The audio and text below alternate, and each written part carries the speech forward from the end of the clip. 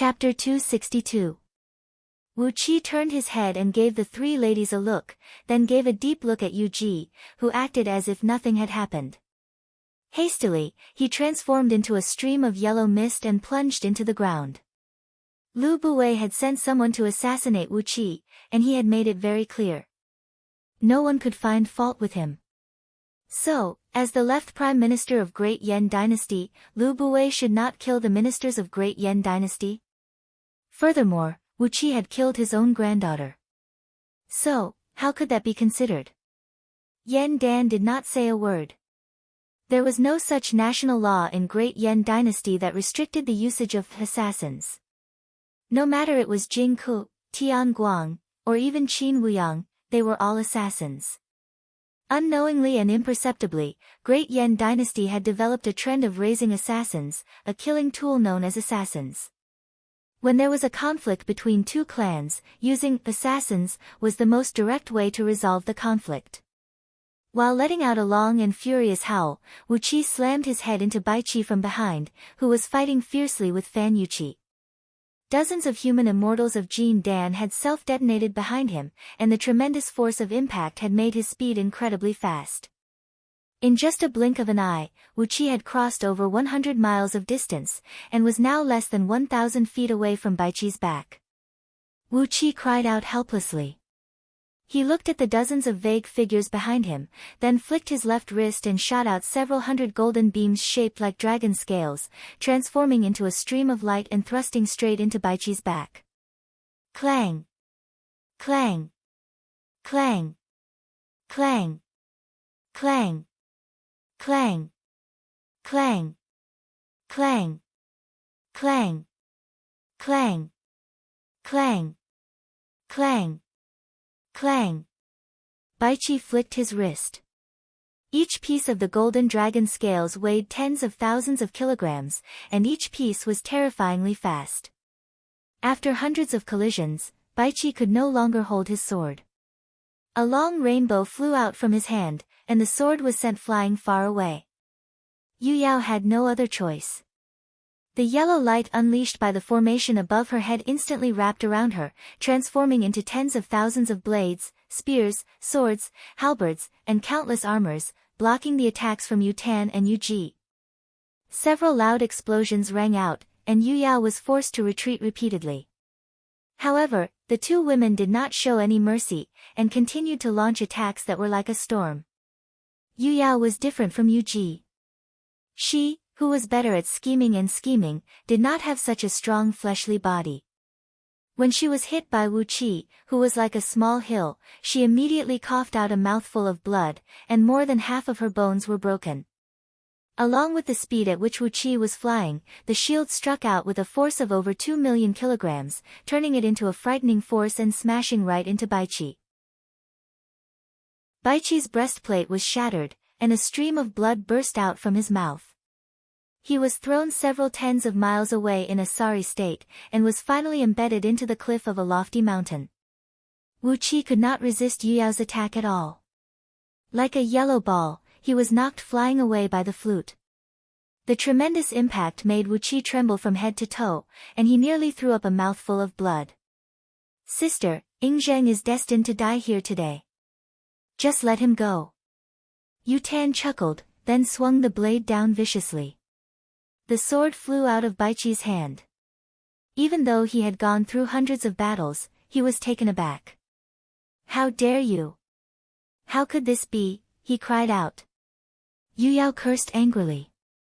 Just as she was about to aim the yellow beam unleashed by the formation above her head at Yingzheng, a long crescent blade with coiling dragon emerged gracefully from behind her back, thrusting straight towards Yu Yao's slender neck. Pop!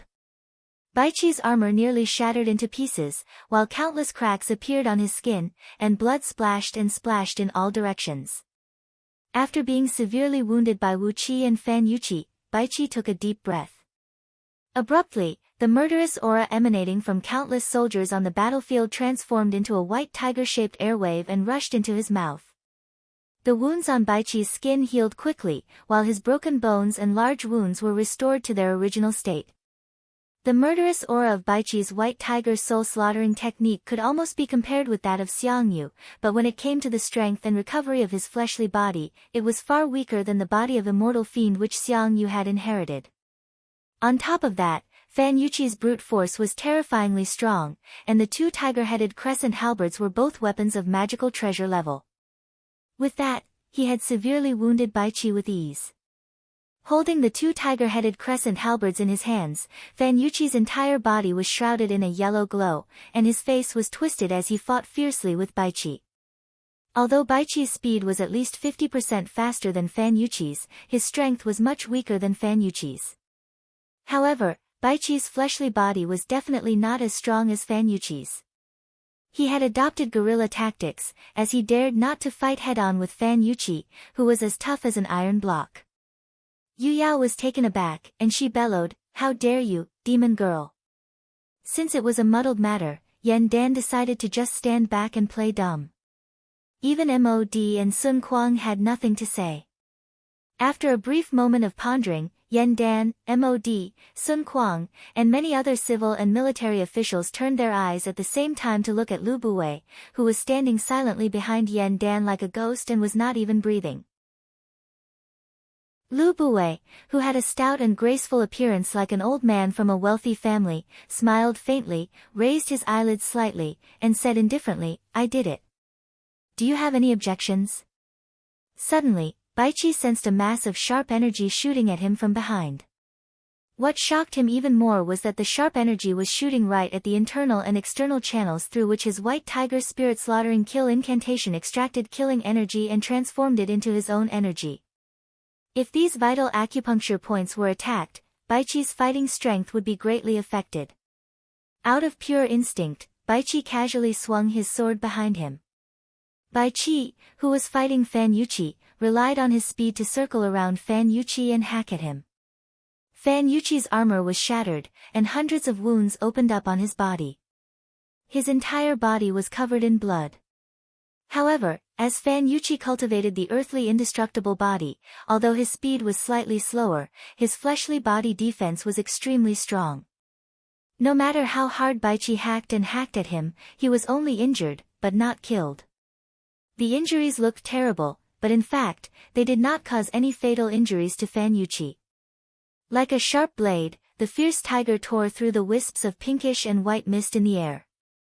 Each of the dragon scales was extremely sharp, and because they contained a thread of innate earth element energy essence, constantly absorbing the earth element energy from the surrounding natural energy to replenish themselves, each of these dragon scales weighed more than 50,000 kilograms. The golden beams tore through the air and produced ear-splitting noises, shooting straight towards the 18 vital acupuncture points on Baiqi's back with an immense killing intent.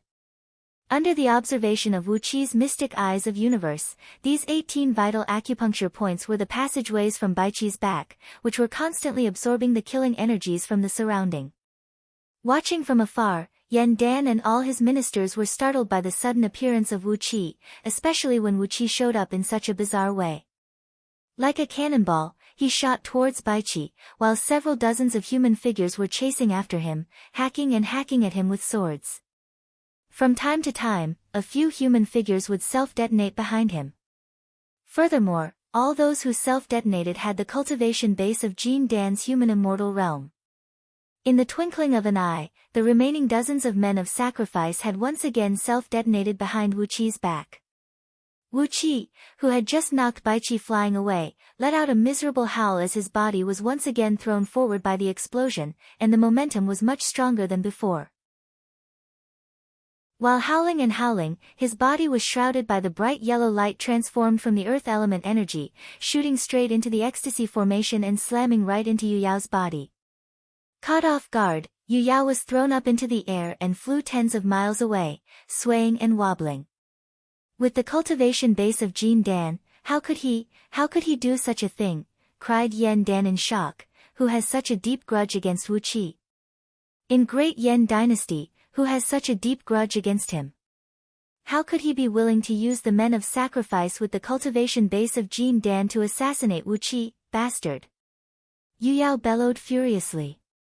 The jade flute emanated a sheet of green light and smashed forcefully onto Wu Qi's body. Just as his chest heaved up, Baiqi cried out sternly, "Your Majesty, Empress, wake up now. The situation is critical, wake up now." A cold gleam shot out from Lu Buwei's eyes, and for a moment, he was emanating a threatening aura. Apart from a few people, all the civil and military officials of Great Yan Dynasty bowed their heads, not daring to meet Lu Buwei's gaze. Lu Buwei grinned coldly, raised his head up proudly and said, "Killing Wu Qi is a personal grudge, not an official mission. Which national law of Great Yan Dynasty says that I can't activate the assassins kept by my clan to assassinate my enemies?" Baiqi threw his head back and let out a wild roar. White mist burst out from his body like a waterfall, and his voice sounded like the roar of a dragon, causing the clouds in the sky to sway and ripple. Amidst his long and sonorous roar, the murderous aura transformed from the countless Qin soldiers killed by the machines from Mo sect transformed into a ferocious tiger with blood stains all over its body. While letting out a drawn-out roar, the tiger sprung into the hot spring where Ing Zheng and Yu Yao were trapped by the formation. Then, he waved the jade flute, and a tune as clear as the cry of a phoenix rang out. A pale yellow formation suddenly emerged above Yu Yao's head, shooting out a large sheet of majestic and solemn yellow flame towards the group of fox ladies who had trapped Ing Zheng.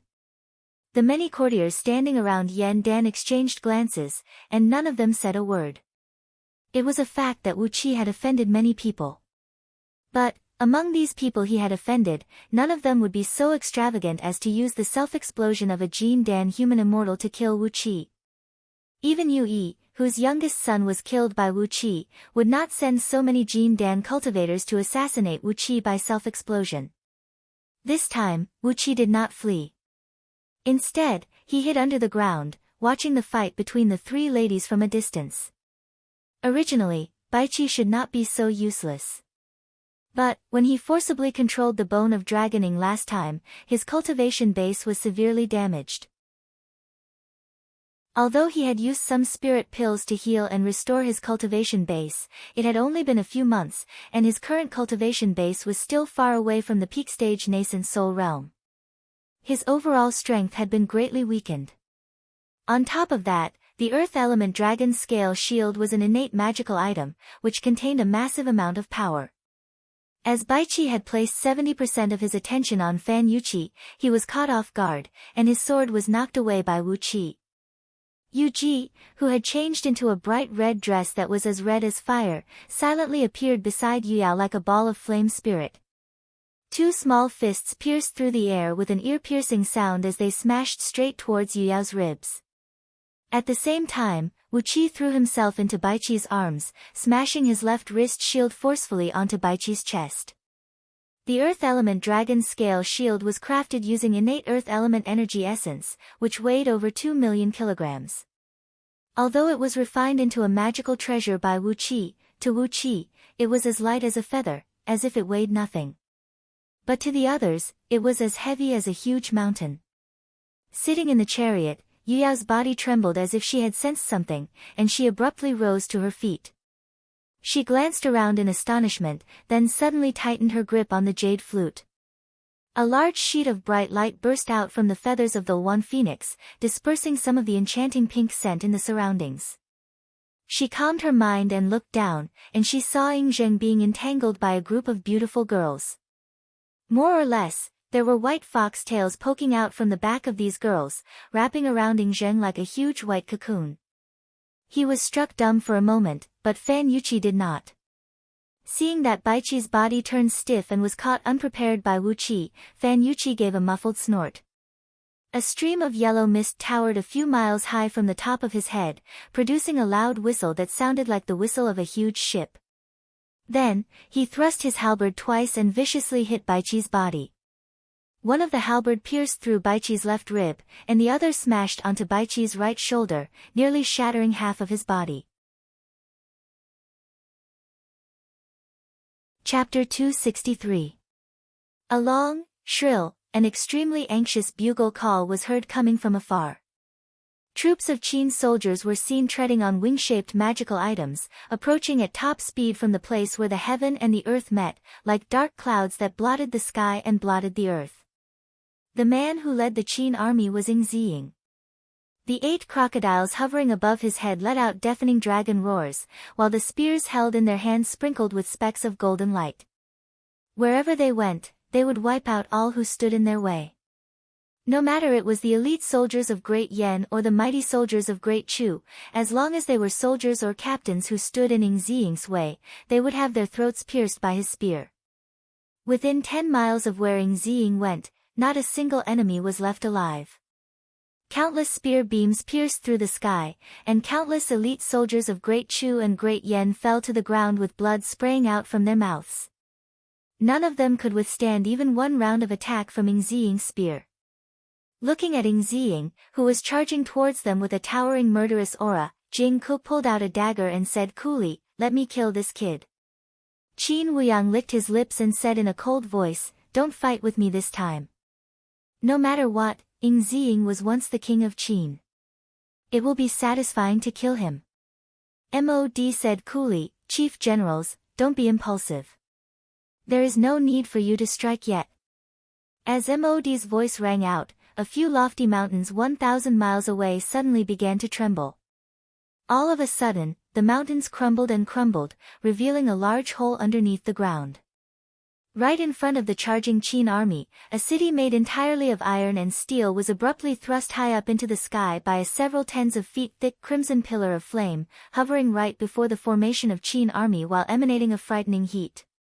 This city was Imo City, and it was on the tower located right in the center of this city that Wu Qi met Mod for the first time. He could not believe that such a large iron and steel city was secretly transported to this place, and was secretly placed underground for an ambush. With the help of the underground energy vein of earth fire, Mo City was supplied with sufficient energy. The crimson pillars of earth flame kept smashing into the energy core of Mo City, activating the countless talismans and restrictive spells inside and outside the city. The dazzling and blinking Mo City looked a few times bigger than its actual size, making it look like a city of heavenly deities. It stood before Ing Ziying's chariot in a rude and unreasonable manner. Along with the appearance of Mo City, numerous rocks were moved away from the surrounding mountains, while numerous disciples of Mo's sect pushed one huge machine after another out from the caves beneath the rocks. Like the cannons that Wu Qi was familiar with, the weapons from Mo's sect had locked onto the Qin army. The underground earth fire energy vein kept supplying a tremendous amount of fire element energies into the armaments of Mo's sect, stimulating these armaments of various sizes and making them shine with a dazzling gleam. Streams of stern aura enveloped the countless Qin soldiers who were charging towards them, while an aura of death emanated from the bottom of their hearts, causing everyone to feel a chill running down their spine. A mountain rock suddenly cracked, and Baiqi, who was covered in blood, flew out from the cliff. He shouted sternly, "Prince Ziying, retreat. These are the armaments of Mo's sect. Ordinary soldiers cannot withstand even a light strike from them. Unless they are cultivators at the level of Jin Dan or above, no one can fight them head-on." Before Baiqi's voice could fade away, tens of thousands of armaments of Mo's sect shot out blinding beams at the same time from several thousand mountains near and far. Large sheets of light rain swept across the sky, piercing through the bodies of countless Qin soldiers, making them fall stiffly to the ground while howling miserably. Deep, muffled booms kept ringing out, while some especially heavy armaments trembled and shot out beams of several tens of feet thick. When these armaments were activated, the underground energy veins were boiling and rocking, and the mountain ridges where these armaments were located were shaking violently. The tremendous counterforce caused countless cracks to appear on the mountain ridges. A great amount of earth element energy sprayed out from the cracked mountain ridges, while the bright beams tore through the void and plunged into the tightly packed formation of Qin soldiers. The bright beams exploded, turning large groups of Qin soldiers into nothingness amidst them. No matter if they were Xiantian or Hotian cultivators, or even human immortals of early-stage Jin Dan, under the storm-like attack of these armaments of mass destruction, which were made with the secret technique of Mo sect, they could only be beaten passively, turning into wisps of green smoke that drifted away in the air. Only human immortals of early-stage Jin Dan or above, earth immortals of nascent soul realm, and cultivators who owned defensive treasures of magical treasure level could survive this devastating attack. Ying Ziying only had several thousand middle and senior captains, and several tens of thousands of practitioners who came along as reinforcements. Only then could they barely form a formation, relying on the restrictive runes unleashed by these practitioners to struggle and survive amidst the waves of destruction. In just the time it took to finish a pot of tea, countless Qin soldiers were ripped to shreds under the intense attack of these several tens of thousands of medium and large armaments. For a moment, the battlefield fell into a dead silence. The captains who were fighting each other could not help but stop their attacks. Even Yu Ji, Yu Tan, and Yu Yao, who were having a great time fighting each other, stopped their attacks in a daze, staring blankly at the direction where a large number of Qin soldiers were completely destroyed. Yu Yao was shivering as she looked at the direction, murmuring under her breath, "So many people, so many elites. How could it be so short? How long has it been?" Suddenly, Mod took a deep breath and said with a clear voice, "Gentlemen, it is no longer the same as it was in the past, and this place is not our hometown. Forget about those methods of siege and slaughter in those years. Everything is different now. Even if you have an army of 10 million soldiers, under the attack of powerful magical items and talismans, we can easily wipe them out." Mod smiled faintly and continued in a soft voice, "Actually, now that Great Yan, Great Chu, and Daqin are at war with each other, as long as we, the leading cultivators, can determine the winner, it is meaningless for those soldiers who are below Jin Dan realm to participate in the war. It is just a matter of losing more blood." Hiding under the ground, Wu Qi could not help but keep nodding his head. He was right. It was just like how the human beings on Earth had invented the nuclear bomb, the kind that could be used without any restrictions. What was the point of ordinary soldiers fighting in such a war? It was more than enough to determine the rise and fall of a kingdom by using the powers of the upper echelons. Under such circumstances, it was meaningless for Daqin to dispatch millions of soldiers to wage war against other kingdoms. It was nothing more than giving Mo sect more military credit, and making Qin army shed more blood. Suddenly, Mo city began to tremble violently, with countless runes blinking and blinking on its surface. Accompanied by a deafening rumble, the column of earth flame that rushed out from the ground suddenly expanded to 1,000 feet in diameter, while an enormous amount of earth flame energy kept rushing into Mo city. Then, a light cry was heard coming from the top of Mo city. A section of the city wall facing Ying Ziying and his men slowly slid to two sides, revealing a pitch-black metal cylinder that glinted with a dazzling light. The energy equivalent to all the energies possessed by 100 peak stage nascent soul earth immortals was gathered in the cylinder. After that, it transformed into a violent thunderbolt, whistling out from the cannon and smashing right into the center of the defensive formation deployed by Ying Ziying and his men. The thunderbolt was less than 10 feet in diameter, yet it contained all the energies possessed by 100 peak stage nascent soul earth immortals. It tore through the defensive formation effortlessly, pierced through the bodies of several hundred Qin generals and practitioners, and burned them into wisps of ashes in just a blink of an eye. The thunderbolt did not lose its momentum. It went straight through the formation, traveled over 1,000 miles, and plunged into a mountain range off in the distance. A blinding light shot out from the horizon, and amidst the blinding light, a large patch of the mountain range turned into nothingness in just a blink of an eye. Ying Ziying was careless, and the thunderbolt brushed past his body. He gave a muffled snort as a large piece of muscle on his shoulder was charred, and his body was knocked flying far away by the tremendous force contained in the thunderbolt. Suddenly, he coughed out a mouthful of blood, which was filled with blinking electric arcs. Ying Ziying stared blankly at the Mo city before him, as well as the countless war machines of Mo sect in the surroundings. He could not say a word for a long while. The timing, the geographical location, and the combination of manpower, Great Yan and Great Chu had occupied all the advantages. On the other hand, because of Ying Zheng's reckless advance, Daqin had fallen into the most embarrassing situation. When the ferocious claws of Mo sect were completely exposed, the mighty army of Daqin, who had once unified the world over 2,000 years ago, was so weak that it could not even withstand a single blow. Just as Mod had said, the times had changed, and so had the people. Even if there were several 100 million ordinary soldiers, they were just cannon fodder. Nowadays, in the struggle for hegemony among all the kingdoms, the winner would be determined through cultivators with profound cultivation base. Not to mention those ordinary soldiers below the realm of Jin Dan, even cultivators of Jin Dan realm did not have the qualification to join the struggle that would decide the fate of a kingdom. Mod had used a bloody fact to give Yan Dan and Chu Ping, who were present at the scene, a most realistic lesson. The war now was completely different from the war in the past. Yan Dan took a deep breath, gave Mod a look of utmost reverence, and said, "Ing Ziying, bring the rest of the men and retreat. Today, we will claim Ing Zheng's life." Without the Emperor of Qin, without the Imperial Seal, without the Cauldron of Yu, Daqin. Hiding underground, Wu Qi could not help but shake his head. Without the Emperor of Qin, Ing Zheng, without the Imperial Seal, and without the Cauldron of Yu, would Daqin still be the Daqin? All of a sudden, a wild and long laugh rang out, "Cut the bullshit. Release my father, or else, I'll drag Great Yen and Great Chu down with me.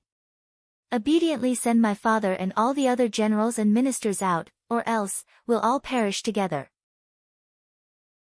An ear-splitting clanking of iron chains rang out, as a prisoner cart wrapped in a dark cloud came flying towards them at top speed. Hiding underground, Wu Qi could not help but poke half of his head out from the ground. Sure enough, it was a prisoner cart amidst the dark cloud. It measured 80 feet in both width and length, and stood about 30 feet tall, and was surrounded by a thick iron fence. There was an iron table and an iron bookshelf in the cart, and a man with disheveled hair and messy clothes, with both his wrists and ankles chained up by iron chains, was sitting behind the iron table and laughing loudly. The man's face was covered by his long hair, and through the gaps between his hair, a pair of ferocious and crazy eyes that looked like those of a mad dog could be seen. Within those eyes, which were blinking with a blinding green gleam, there was no emotion that a normal human should have, only countless crazy and negative emotions. While laughing evilly, he cried out sternly, "Yan Dan, Chu Ping, get the hell out here right now, you two poor wretches. Hee, are you the ones who have trapped my father? Not bad, you are much stronger than those years. TSK, I really want to chop off your heads and use them as urinals." Chu Ping, his face pale and body drenched in sweat, suddenly appeared right next to Yan Dan. He said in a low voice, "Gigazi possesses an unfathomable cultivation base, and he has broken free from Chu Ping's restraint. I don't know where he is now." Yan Dan gave Chu Ping a startled look, then said in a low voice, "Don't worry, the outcome has been decided. In just a moment, all the energies in Ing Zheng's body will be devoured by the Master of Enchantment Palace, and his soul is destined to perish today. No one can save him." Taking a deep breath, Yan Dan asked in a loud and clear voice, "Who are you? How dare you speak such arrogant words?" The prisoner chariot flew to the front of Mo City, laughing wickedly as he said, "I'm the Prince of Sin of Great Qin, Hu Hai. Hee, I'm sure all of you have heard of my name. Release my father, or else, the 23 kingdoms to the west of Great Yen Kingdom will all sink, and all the people will die in an instant." Wu Qi shuddered, then abruptly leaped out from under the ground and cried out, "What did you say, Hu Hai?" Yan Dan shuddered as well, and he roared furiously, "What have you done, Hu Hai?" Hu Hai just laughed wildly and said, "Release my father, or else we will all perish together. Hee, I don't care about benevolence, righteousness, and morality. If you don't obey my will, even if I'm struck by lightning and have my bones crushed to pieces, my soul destroyed, and I'll never be able to reincarnate, I'll never be afraid. Hee, I'll count to 3, and if I don't see my father by then, all the people in the 23 kingdoms to the west of Great Yen Kingdom will be buried together with my father." Hu Hai raised both hands up in the air, laughed wildly and said, "Heaven, fuck your birth mother." Huh, 1. A dead silence fell over the place, and no one dared to say a word. Chapter 264. The several dozens of fox girls in the hot spring slowly dispersed, revealing Ing Zheng and Su Meier. Ing Zheng, whose skin was as pale as snow, was barely breathing. He was lying on the back of a huge six-tailed fox, and his body was twitching unnaturally. After hearing Yan Dan's order, Su Mei, who had transformed into her true form of a white fox, coiled up Ing Zheng with her two long tails and slowly threw him into the hot spring nearby. She raised her head lazily, narrowed her purple eyes into two thin lines, and gave Yan Dan a lazy look as she said, "Your Majesty, I'm just a little bit away from becoming a heaven immortal." While the word 3 was still lingering on the tip of Hu Hai's tongue, Yan Dan had already waved his hand with a gloomy face and said, "Send off Your Majesty Ing Zheng." All of a sudden, the surrounding mountains began to move, as a large number of soldiers from both Yan and Chu appeared. These soldiers, who were supposed to be used to deal with the reinforcements of Qin army, now had no choice but to form into a formation and watch Ing Zheng and the emperor and ministers of Daqin leave this place. Su Fu moved his fingers and crushed the pill bottle, from which he took out a strange spirit pill, the size of a baby's fist, shaped like a grain seed, green in color, and emitting a delicate fragrance. Wu Qi, who was watching their movements, was shocked. A spirit pill that could mimic the shape of a living creature under the heaven had gone beyond the category of an ordinary spirit pill, and should be considered as an immortal pill. Yan Dan nodded and said, "I'll naturally compensate Imperial Advisor for this." Everyone turned to look at Wu Qi and Hu Hai. Wu Qi's question was what everyone present, including the generals of Qin army, wanted to know. Even Ing Ziying was looking at Hu Hai with a strange and complicated look in his eyes. Uncle Wang, are you really confident that you can rescue?" he murmured. "Baiqi, who is the general in charge of the scouting work today?" Ing Zheng cried out in a loud voice. Ing Zheng's body trembled violently as he stared at Lu Buwei and roared at the top of his voice, "Why? Why you?" With an unsightly expression on their faces, Su Fu and Li Si flew down from the sky and carefully came next to Ing Zheng. Su Fu took out a light golden pill bottle and glanced at Su Mei. Su Mei pondered for a brief moment, then nodded her head slowly. She coiled her long tail twice around Ing Zheng's neck, controlling his life and death in her palm. Only then did she nod her head and said, "Feed him some spirit pills, but don't try to buy time. This empress almost sucked all of his cultivation. Just a little bit more time, really." He cared about the life and death of Ing Zheng, and he cared about the outcome of the Three Kingdoms. Even if the people of the Yan Kingdom died, it would have nothing to do with him. However, the Meng village in the past, the current Meng fortress, was within the range of Hu Hai's threat. Could the 23 western kingdoms of Great Yan possibly sink? How was this possible? How could this be done? Hu Hai was a madman. He was the culprit who had disrupted the politics of the Qin state and caused the death of Daqin. How could he do such a crazy thing? After talking for a while, Hu Hai became a little impatient. "Release my father, or just let those 23 kingdoms be buried with my father. Brother Hu Hai is still in Xianyang. Even if the emperor is changed, Daqin, will not collapse. Release him, or not, I'll count to 3. As Hu Hai roared, a mountainous area tens of thousands of miles in circumference behind Yan Dan and others suddenly collapsed. A huge mountain ridge, together with several outposts of Great Yan, sank into the ground at the same time. A tremendous tremor came, and the collapsed mountain ridge formed a pit that was about 100 miles deep. A great amount of underground water spewed out of the ground and slowly poured into the pit. The sun was shining high up in the sky, and the sunlight shone straight into the pit. The bottom of the pit was sparkling, and it was a beautiful scene of lakes and mountains. Hu Hai took a deep breath and said slowly, "Tell those foxes to stop and release my father, or else." 2. Baiqi turned around abruptly. A few beams of light had already flown up from the Qin army's camp and quickly joined Great Yan's army. With great reverence, the few Qin generals knelt to Lu Buwei, who stood behind Yan Dan, and said in a booming voice, "We offer greeting, Patriarch." Hu Hai laughed in a deep voice. Suddenly, a thick layer of black mist spread out of his body like waves, wheeling rapidly around him. All of a sudden, the shrill howls of demons rang out, and the black mist around Hu Hai turned into a black ocean that measured about 100 miles in circumference. Numerous black lotuses began to grow rapidly from the ocean. The leaves of the black lotuses were swaying in the wind, and the lotuses were blooming slowly. On each black lotus the size of a bowl, there was a small fiend statue sitting cross-legged, with a ferocious-looking face and a wheel of bright black light hovering behind its head. Lu Buwei looked at Ing Zheng with a complicated expression. After a long while, he said coolly, 3 of my sons were captured alive by Great Yen. For them, I have become the left Prime Minister of Great Yen, King of Wenxian. Hu Hai laughed strangely. As he was about to say something, a water column suddenly shot up into the sky from the dark river in the distance. Wanying Dragon King's body was badly burned, and his skin and flesh were still smoking. He roared out with a stern voice, someone has taken control of Longyuan River, Dark Dragon River, and Coiling Dragon River, the 3 main water veins in the eastern part of Meng Mountains.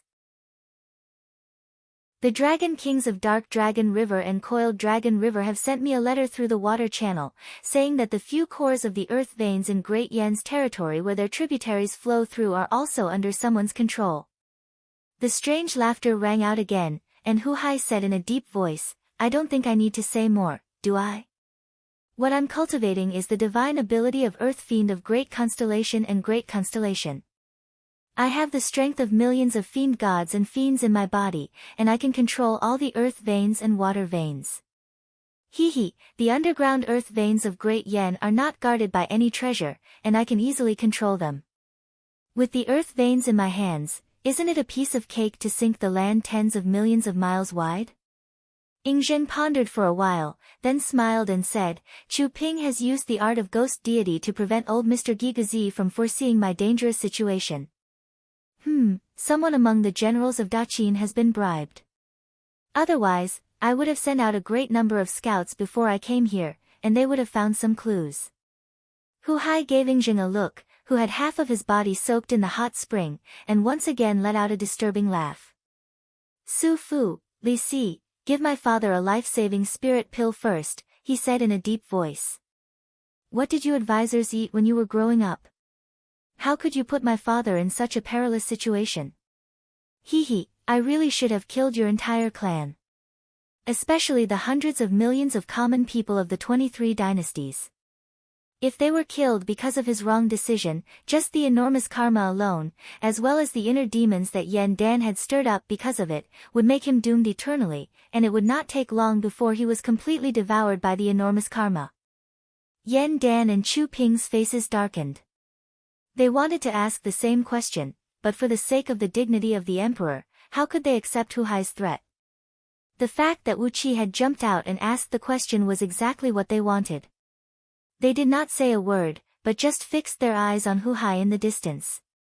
Chu Ping was in a better condition, and his expression was calm.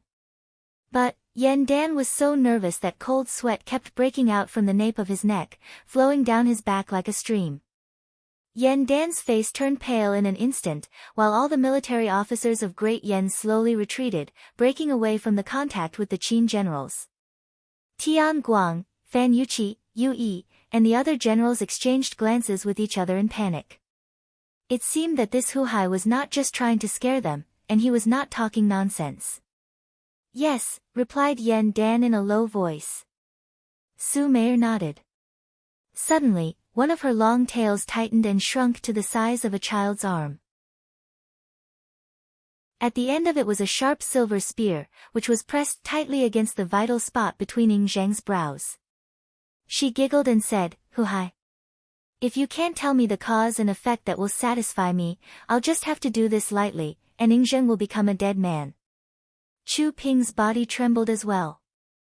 Using the quickest speed he could mutter, he said in a low voice, I have no idea what kind of fiend cultivation technique this Hu Hai is cultivating. Chu Ping is able to communicate with ghosts and deities under the heaven and earth, but before he could figure out what exactly happened to the mountain ghosts and deities in the collapsed mountain ridge, the mountain ridge suddenly collapsed. Ing Zheng's body trembled, and he struggled to jump up. But, with a flick of Su Meier's tail, how could Ing Zheng, who had suffered a great loss of energy, move? Cold sweat broke out from Wu Qi's forehead.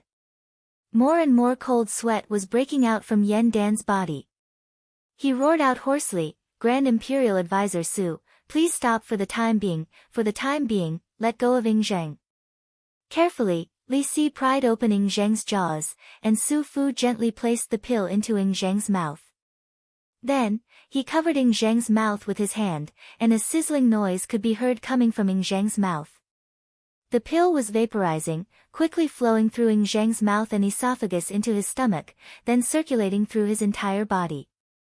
It made his skin take on a greenish hue, like that of a willow tree that had just sprouted in spring, filled with vigorous life force.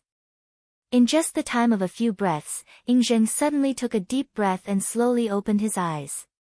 His entire body was shrouded in a dark mist, from which 6 shadows of flood dragons, which were extremely dim and looked as if they could be destroyed at any time, slowly revealed themselves. Ing Zheng narrowed his eyes, using his divine will to sense the condition of his body and the surrounding situation.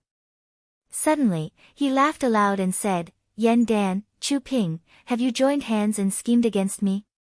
Standing on top of a cloud, Wu Qi cried out sternly, "Cut the crap. Hu Hai, what trick did you use? 23 kingdoms to the west of Great Yen have a territory that stretches for tens of millions of miles. How could you let them sink at the same time?" Baichi was so angry that he leaped and roared, while Ing Zheng turned to look at Lu Buwei. When he laid his eyes on Lu Buwei for the first time, his body could not help but tremble, and his entire face began to twitch. Lu Buwei narrowed his eyes and gave Ing Zheng a look. Suddenly, he breathed out a deep sigh and said, "So many people have joined hands to deal with you, but they still failed to kill you. Your Majesty, you are much stronger than those years." The pill was shaped like a seed of a grain, and it was green and translucent, hiding a delicate fragrance. Obviously, it contained a miraculous life force, the kind of pill that could prolong one's life and replenish one's prime energy. The divine ability of great and small constellations Earth Fiends? Wu Qi memorized the name of this divine ability. There seemed to be a similar inherited cultivation technique in Scroll of Stealing. However, the cultivation technique did not focus on destroying the underground energy veins.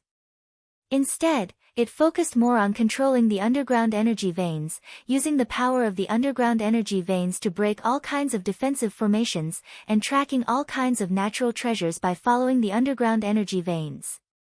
Yan Dan dared not to bear the loss of the lives of the people of 23 kingdoms. Hu Hai could go crazy and kill at all costs, but he, Yan Dan, dared not. Hu Hai's mental state was not right. Obviously, he had gone crazy, but Yan Dan was still a normal person.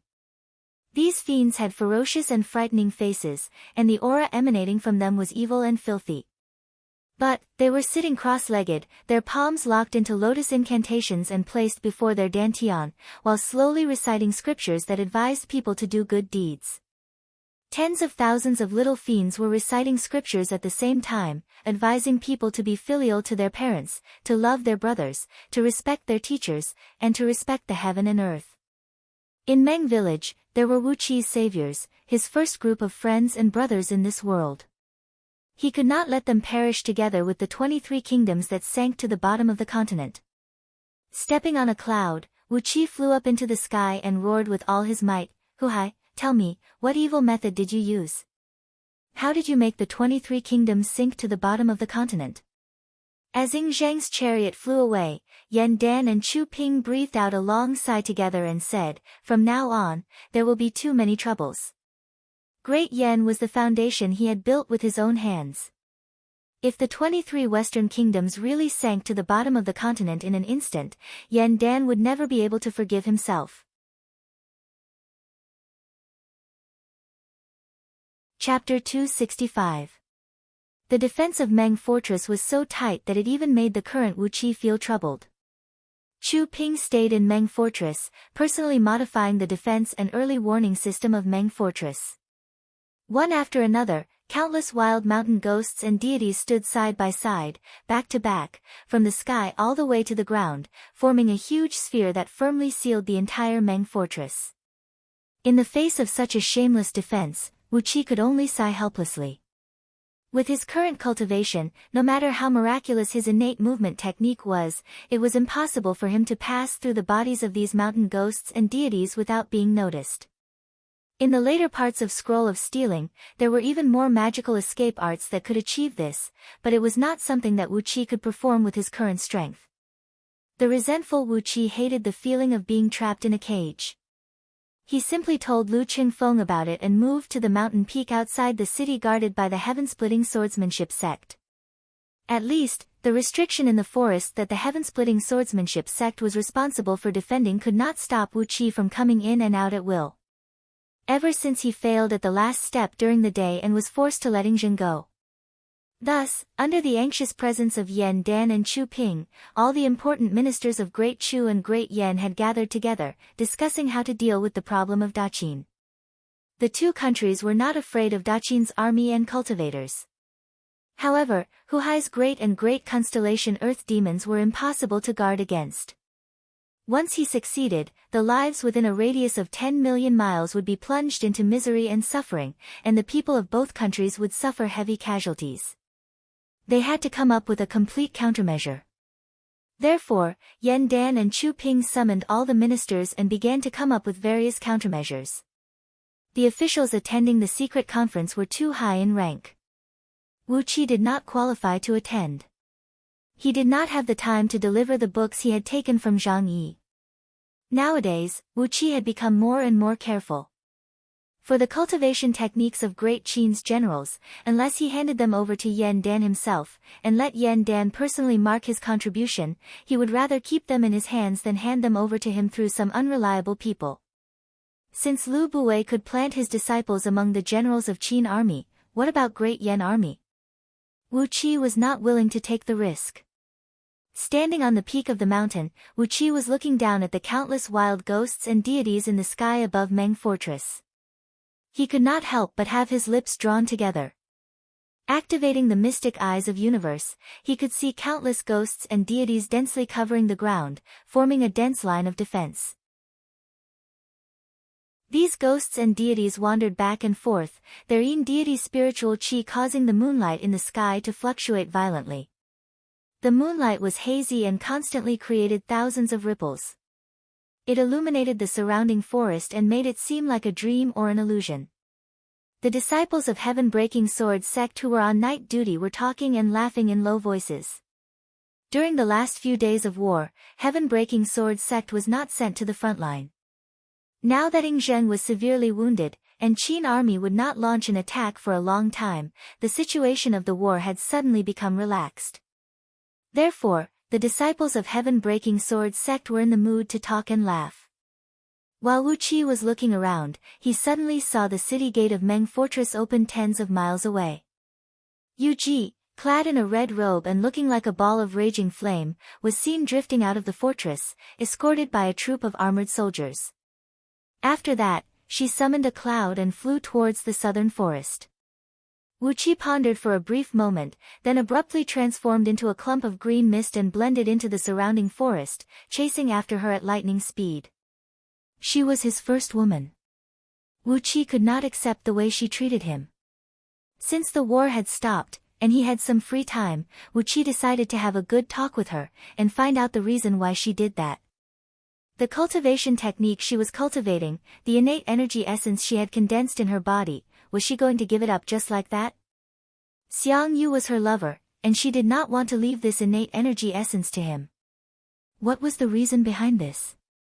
With the nourishment of this innate energy essence, perhaps Xiang Yu could escape the calamity of demonization, and perhaps he could step into the realm of heaven immortal. However, she chose to have a one-night stand with Wu Qi, and gave up this innate energy essence for nothing. If not because Wu Qi was cultivating with a rare innate cultivation technique, this innate energy essence would have been completely wasted. The celestial technique of goddess Xian cultivated by Yu Ji was a profound and unpredictable one. Not only could her fleshly body defend against blades and swords, she was also unafraid of water and fire, and the speed of her cloud was extremely fast. There was a troop of about 1,000 armored soldiers escorting Yu Ji. Beneath their feet were some jade talismans, which could increase their flying speed.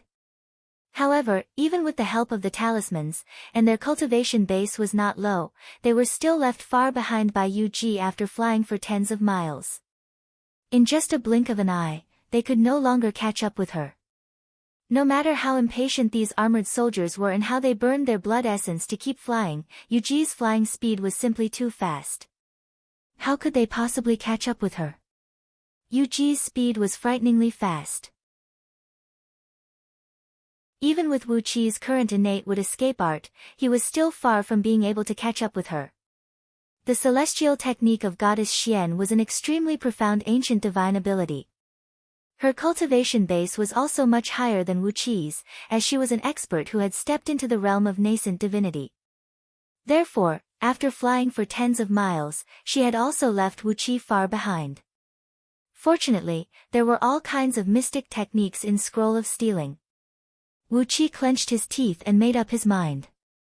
He simply exercised the mystic technique of burning his blood, which he could only use when he was fleeing for his life. His speed increased by 10 times, and only then did he barely manage to catch up with Yuji's cloud. Sensing the rapid burning of blood essence in his body, Wu Qi could not help but have an urge to cry, but no tears would come out. During the day, in order to lure Zheng into the trap, he was severely wounded by the flying swords, and he had yet to receive the reward promised by Yan Dan and Chu Ping. Now, in the middle of the night, in order to chase after Yuji, he had to burn his blood essence and risk his life. If not for the fact that the chariot of 8 horses was too magnificent, and would attract too much attention in the middle of the night, Wu Qi would have activated the chariot and used it as his mode of transportation. After chasing after her for several tens of thousands of miles, when Wu Qi was so tired that he nearly threw up blood, Yuji suddenly stopped the cloud and turned into the side of a lofty mountain. At the foot of this lofty mountain, several thousand elite soldiers were seen flying the banner of Xiang. On the side of the mountain, there was a huge cave entrance, from which a great amount of murderous blood aura was spraying out. Wu Qi panted for a while outside the cave entrance, swallowed a few drops of dragon blood essence to replenish his energy, and swallowed 2 demon cores to replenish his energy. Only then did he carefully exercise the escape art of innate earth element and sneak into the cave. The cave was heavily guarded as well. From the entrance all the way to the bottom of the cave, all the way was guarded by elite soldiers of Xiang clan, clad in heavy armors and shrouded in roiling fiend energies. These elite soldiers were much stronger than those elite soldiers of Xiang clan outside the cave. Basically, all these elite soldiers he met along the way had formed fiend pearls in their bodies, and their cultivation base was comparable to nascent soul cultivators. After traveling along the long cave for a while, Wu Qi came to the end of the cave. It was a cave about 1 mile in circumference, and right in the middle of the cave was a huge pit dug out by human hands. A great amount of blood essence of demon beasts was poured into the pit, filling the air with a pungent smell of blood. Xiang Yu's fleshly body had recovered, and he was now standing in the pool of blood, with only his eyes showing. Vaguely, countless tiny vortexes were formed in the blood pool, and the natural energies in the surroundings were constantly being sucked into these vortexes, slowly injecting into Xiang Yu's body. The banner of Qi Yu was hovering above his head. On the banner, countless ferocious celestial fiends were waving their weapons and letting out soundless cries. Xiang Ta, Xiang Zhuang, and several dozens of burly men were standing right next to the blood pool. An old man, who looked to be in his 50s, had a delicate face and a graceful bearing, was sitting on a stone stool next to the blood pool, staring coldly at Yuji, who just walked into the cave. Obviously, this old man was the leader of Xiang Ta and his men. When they saw Yuji, although their eyes were about to burst into flames, and the hot-tempered Xiang Zhuang even had his palm pressed on the hilt of his sword, the old man did not say a word, and neither did any of them make a move. The old man did not move, the people of Xiang clan did not move, and even Xiang Yu, who was soaking in the blood pool, remained motionless. Clad in a blood-red long dress, Yuji walked slowly to the edge of the blood pool. She looked at Xiang Yu, who was soaking in the thick blood pool with only his eyes exposed. Suddenly, she laughed coldly and said, "Do you hate me, resent me, or want to kill me?" The old man cleared his throat and was about to say something, but suddenly, Xiang Yu's deep and powerful voice rang out, "Second father, bring them out. I want to talk to Yu Ji." The old man, the second father whom Xiang Yu respected, frowned. But before he could say anything, Xiang Yu had already continued, "Get out. I am not as impulsive as I used to be." After pondering for a brief moment, Fan Zeng slowly rose to his feet and walked out without saying a word. Xiang Ta and Xiang Zhuang glared angrily at Yu Ji, snorted coldly a few times, and followed closely behind Fan Zeng. Yu Ji gave Fan Zeng and the people of Xiang clan a glance with a smile, then slowly sat down on the stone stool where Fan Zeng was sitting just now. "It has been a long time since we last met," she said softly. "The people of Xiang clan have grown stronger. I don't even know many of them. Are they the people who came from Great Chu after hearing that you were severely wounded by someone?" Xiang Yu stared coldly at Yu Ji and said in a deep voice, "Yes. They are all new members of the Xiang clan. They are my younger brothers and nephews." Yu Ji chuckled and said, "I thought they were your children and grandchildren." After a moment of silence, Xiang Yu said coolly, "I have no children. I don't have any concubines or wives. Years ago, when you committed suicide at the foot of Gaixia, Xiang Yu did not say another word, and neither did Yu Ji. Wu Qi, who was hiding under the ground, frowned. Over and over again, he kept telling himself that the enmity between him and Xiang Yu was too deep. But he always felt that he was innocent. He was really innocent. After a full quarter of an hour, Yu Ji finally giggled. With a flip of her palm, a small bronze bottle about 1 foot tall appeared in her palm, filled with pale purple blood. The blood was emitting a strange fragrance, and there was an unimaginably huge fiend energy rolling and rocking out from it. Looking at Xiang Yu in the blood pool, she said coolly, "I heard that I was raped, and then I told you that I was the one who seduced that little boy Wu Qi. You were so angry and heartbroken, and then you were beaten half to death. After going through all these trials, your Qiyu undying fiend technique should have condensed into a fiend core, right? And your nascent divinity should have transformed into an innate fiend soul, right? And your body should have been forcibly transformed into an immortal fiend body by the Qiyu flag. Did you succeed?" "Yes," said Xiang Yu in a low, muffled voice. Yu Ji gently pointed her finger at the bottle and said softly, "Then, fuse this blood essence into your body. This is the only drop of Qiyu true fiend blood in the world. After fusing with it, you will be able to truly start cultivating the Qiyu undying fiend technique." Xiang Yu did not move at all. "You purposely provoked me, causing my temperament to change so that I could fuse with my fiend nature?" he asked in a deep voice. Yu Ji casually threw the bronze bottle into the blood pool. She sighed faintly and said, "Maybe, maybe not. I don't know either." She gave Xiang Yu a deep look, sighed and said, "We haven't seen each other for over 2,000 years. Xiang Yu's roar that sounded like a muffled thunder rang out from the cave, "You are my woman. That little thief, I will spend the rest of my life to kill him." A great amount of blood boiled and rose up, pulling Yu Ji into the blood pool. Under the ground, Wu Qi's eyes turned cold.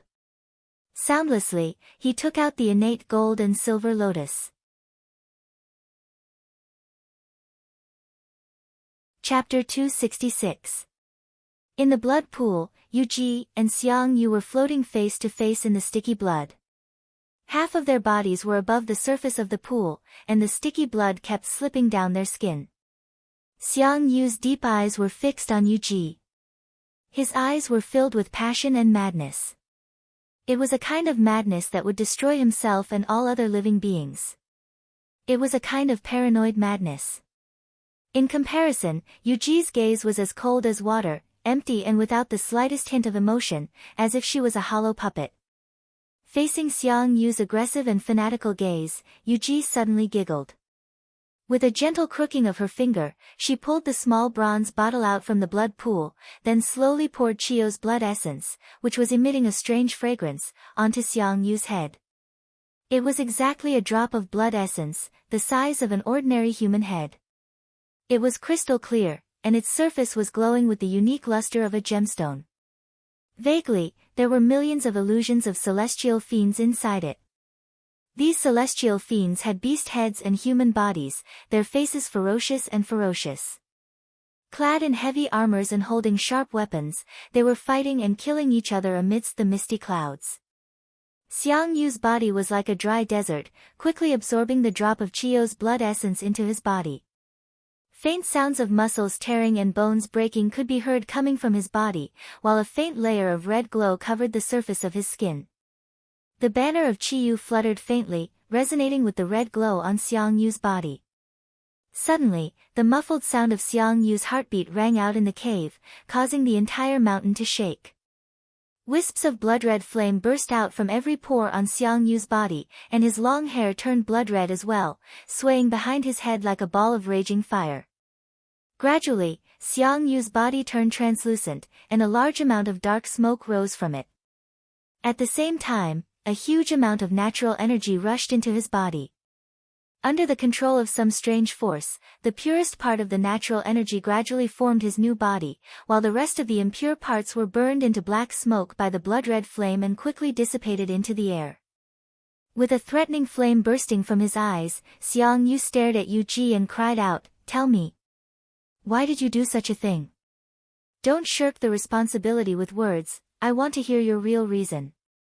Say, why did you do such a thing?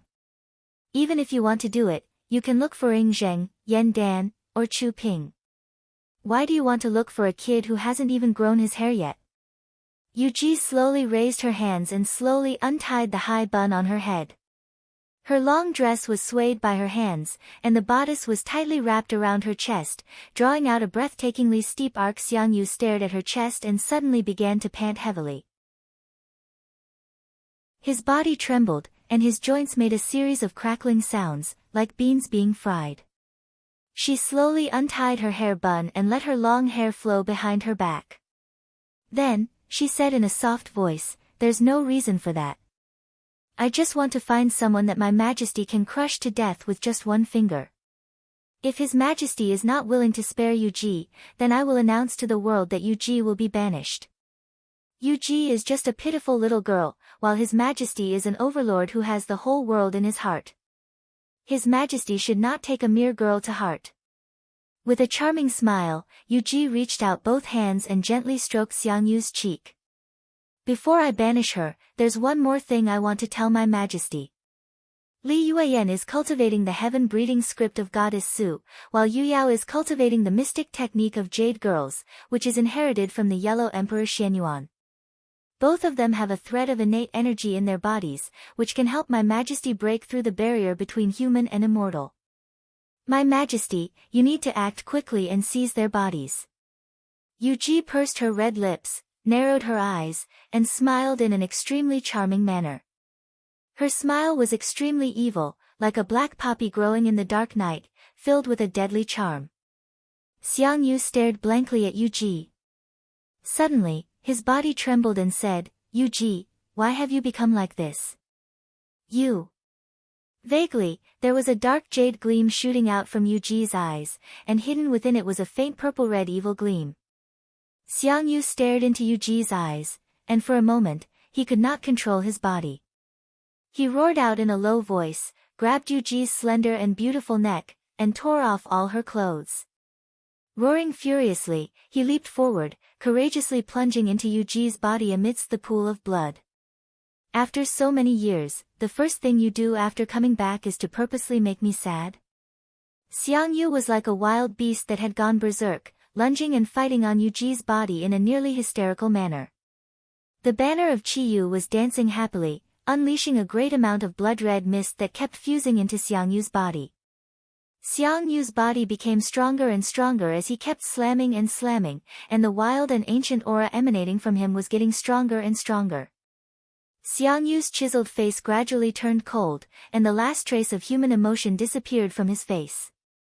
A coldness that could make one shudder was emanating from his body, making him look like a mechanical puppet. Everything was cold and merciless that originated from some kind of consciousness, and no other mixed emotions existed in him anymore. The coldness was so direct, like a peerless divine weapon hidden deep in an armory, born purely for the purpose of killing, without any unnecessary emotions. Yuji wrapped her arms around Xiangyu's neck and murmured under her breath, "This is good, this is good. A king like this will never make a mistake again, and he will never fail again. A king like this will never be defeated again. My king, let all your future enemies tremble under the sharp edge of your weapon." Xiangyu, the hegemon king of Western Chu, is supposed to be like this. This is how it should be. There will never be a mistake, there will never be a failure. A bloody fiend slowly emerged from behind Xiangyu's back. It was taller and more muscular than the bloody fiend's shadow that stood in front of Meng Fortress, standing nearly 1,000 feet tall. The fiend's shadow kept absorbing the natural energies in the surroundings, transforming them into a very strong and domineering fiend aura, which was then injected into Xiangyu's body from a distance. Xiangyu's aura continued to go through a rapid transformation, becoming even colder, more merciless, and more unapproachable. "Wu Qi, I swear I'll kill you." Hee, ha, ha. Xiangyu clutched Yuji's neck tightly with both hands, trying his best to twitch his body while letting out a heartless laugh. The strength of his palms was so great that when his palms rubbed against Yuji's soft and beautiful neck, it actually produced a jarring sound of metal clashing and produced a large amount of sparks. Yuji's celestial technique of goddess Xian had made her fleshly body extremely strong, and only she could withstand the current Xiangyu. Apart from the last obsession in his heart, the obsession of killing Wu Qi, Xiangyu no longer had any emotions that a human should have. He had become so pure, so monotonous, and his fiend's soul was filled with a pure will to fight. Even if the heaven and the earth were standing in his way, he would use his fists, his weapons, and crush the heaven and earth to pieces. Apart from fighting, there was nothing else. The bloody fiend's shadow behind his back was getting clearer and clearer, and the aura emanating from it was getting stronger and stronger. The banner of Qiyu was draped over the back of the bloody fiend's shadow, like a cloak on a battle armor. More and more natural energies were being absorbed into the banner of Qiyu, transformed into a very strong fiend aura, and then injected into Xiangyu's body. Underneath the ground, Wu Qi used a black cloth to wrap his face layer after layer, and at last, only his 2 eyeballs were exposed. He tried his best to change his appearance, then exercised the innate wood element Jin Dan in his 7 stealing heaven meridians, unleashing a thread of Jin Dan aura, changing the strange sign of Jin Dan behind him into a lush green forest shrouded in a green mist. Then, he injected all his energies into the innate gold and silver lotus. The energies of 5 colors shone brilliantly on the petals of the lotus, and were gradually absorbed by the lotus.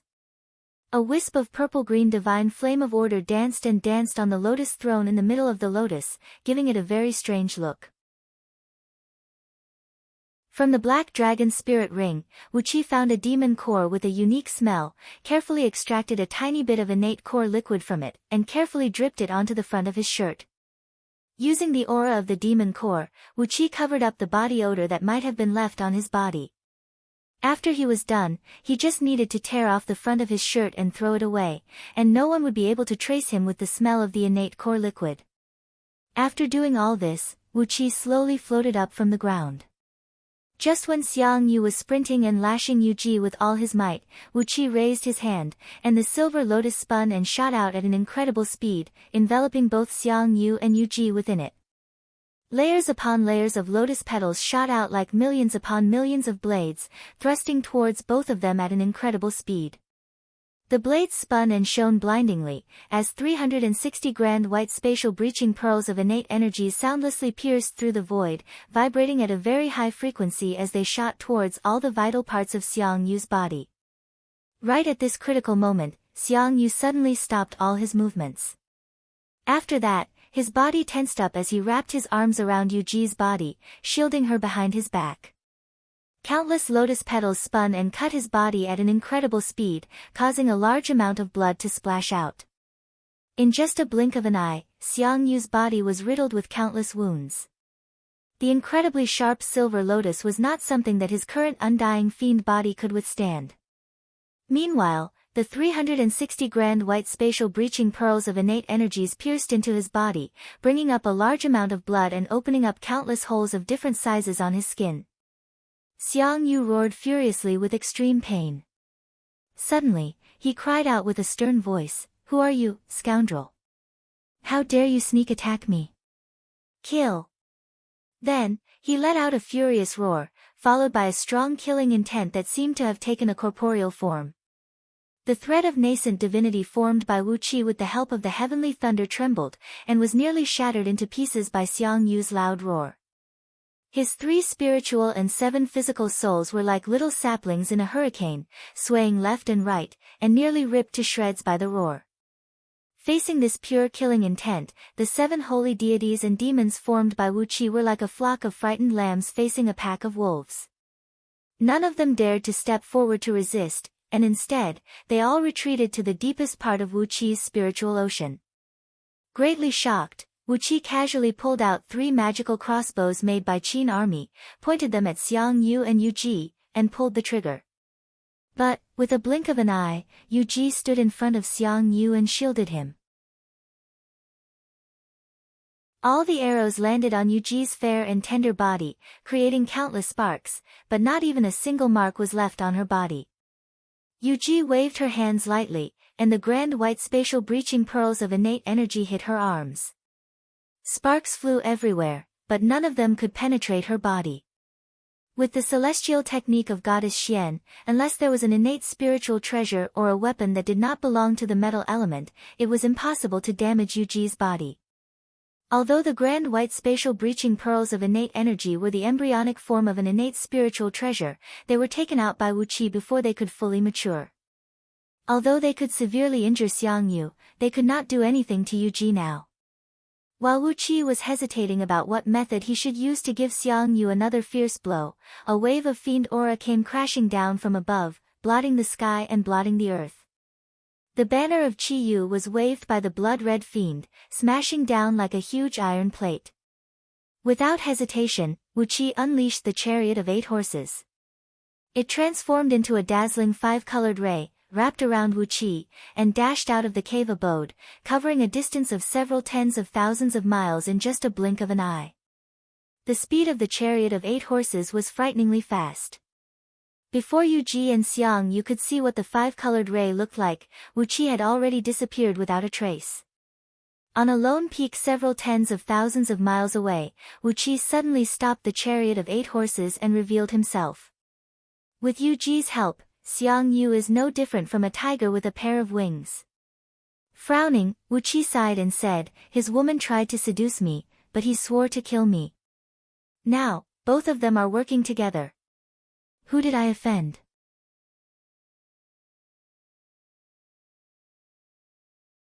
Chapter 267. The Celestial Technique of Goddess Xian.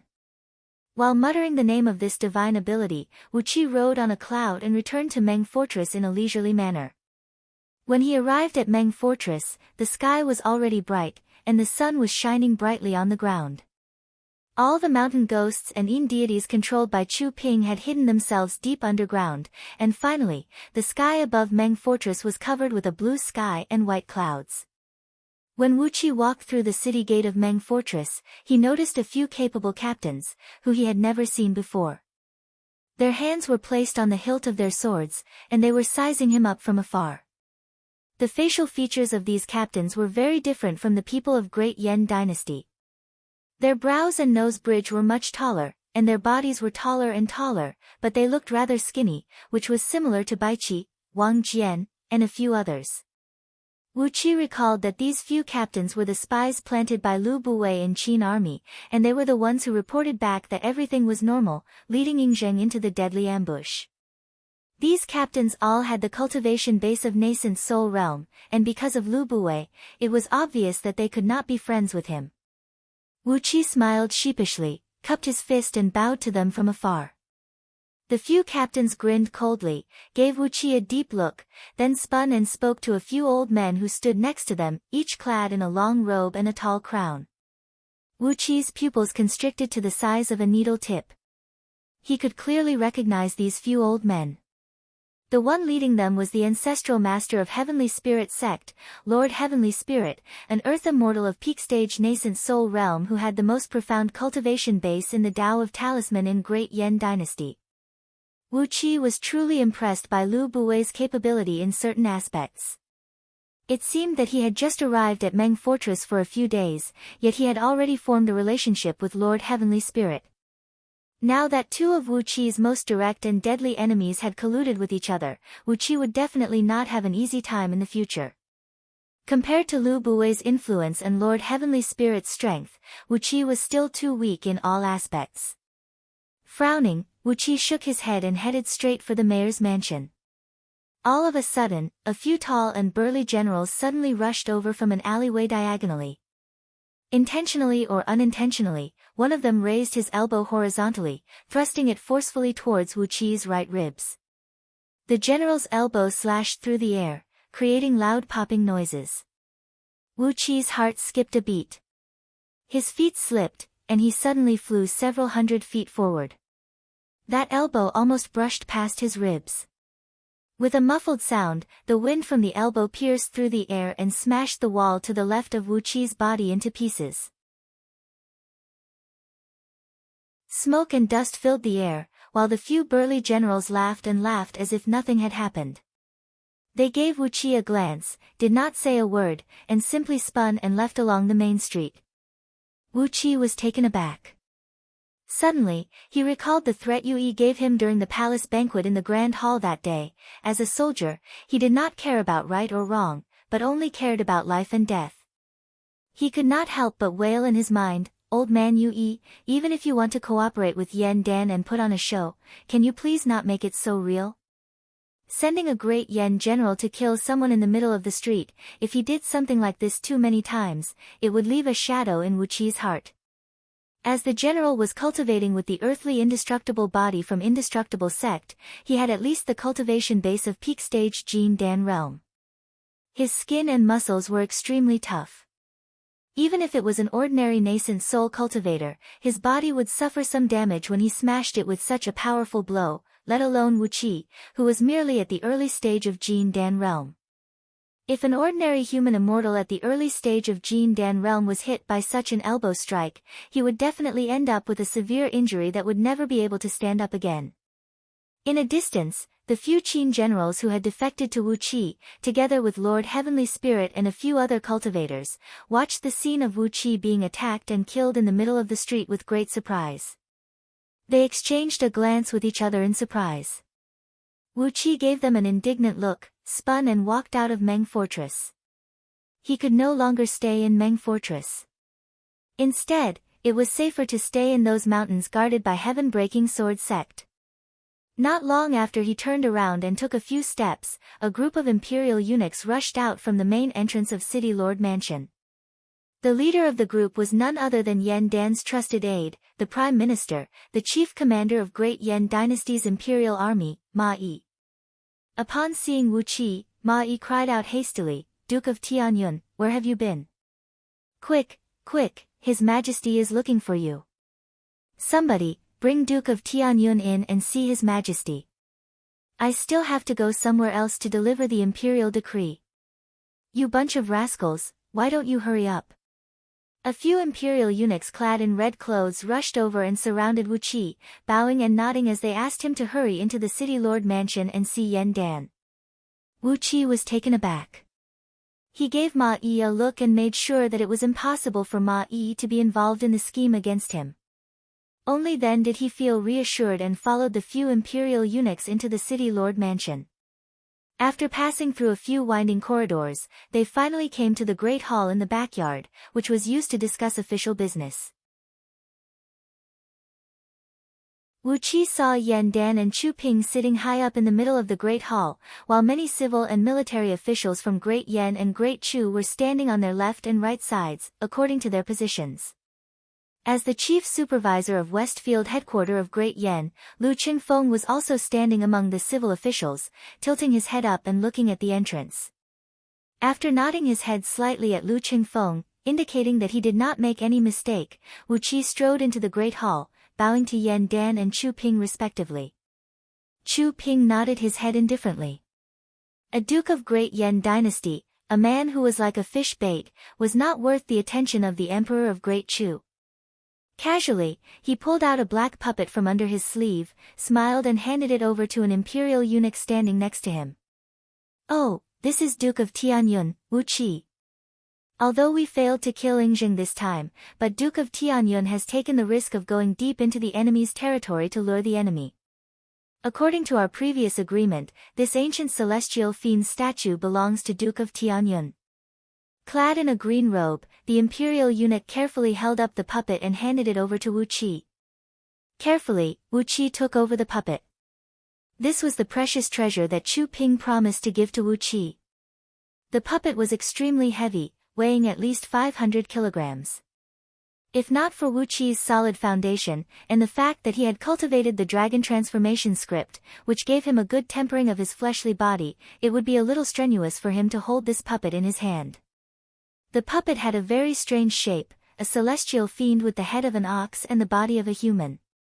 It was clad in a heavy armor, holding a large double-edged axe in its hand, and emanating an immense cold air from its body. Chu Ping smiled and said, "By refining it with blood essence, you can fuse a thread of your soul into it, forming an incarnation. If one's cultivation base is sufficient, the strongest version of this celestial fiend statue can be a heaven immortal with the same cultivation base as the real one." This celestial fiend statue is something that Chu Ping found by accident in an ancient cave abode.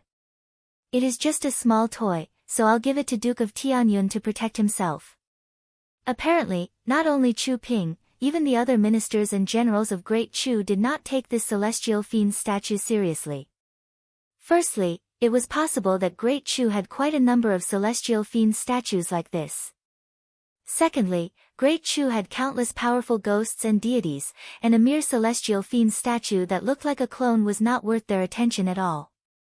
Although this treasure was a good treasure, it required a part of one's soul to control it, which would unknowingly weaken the soul power of the real body. For cultivators below the realm of heaven immortal, they would only complain that their cultivation base was not strong enough, fearing that their nascent divinity and soul were not stable enough. So, why would they split their soul to refine an external object like this? To have a myriad of clones and incarnations, this was a trick that only a true heaven immortal would be interested in playing. It was indeed a precious treasure, but it was a precious treasure that was of little value.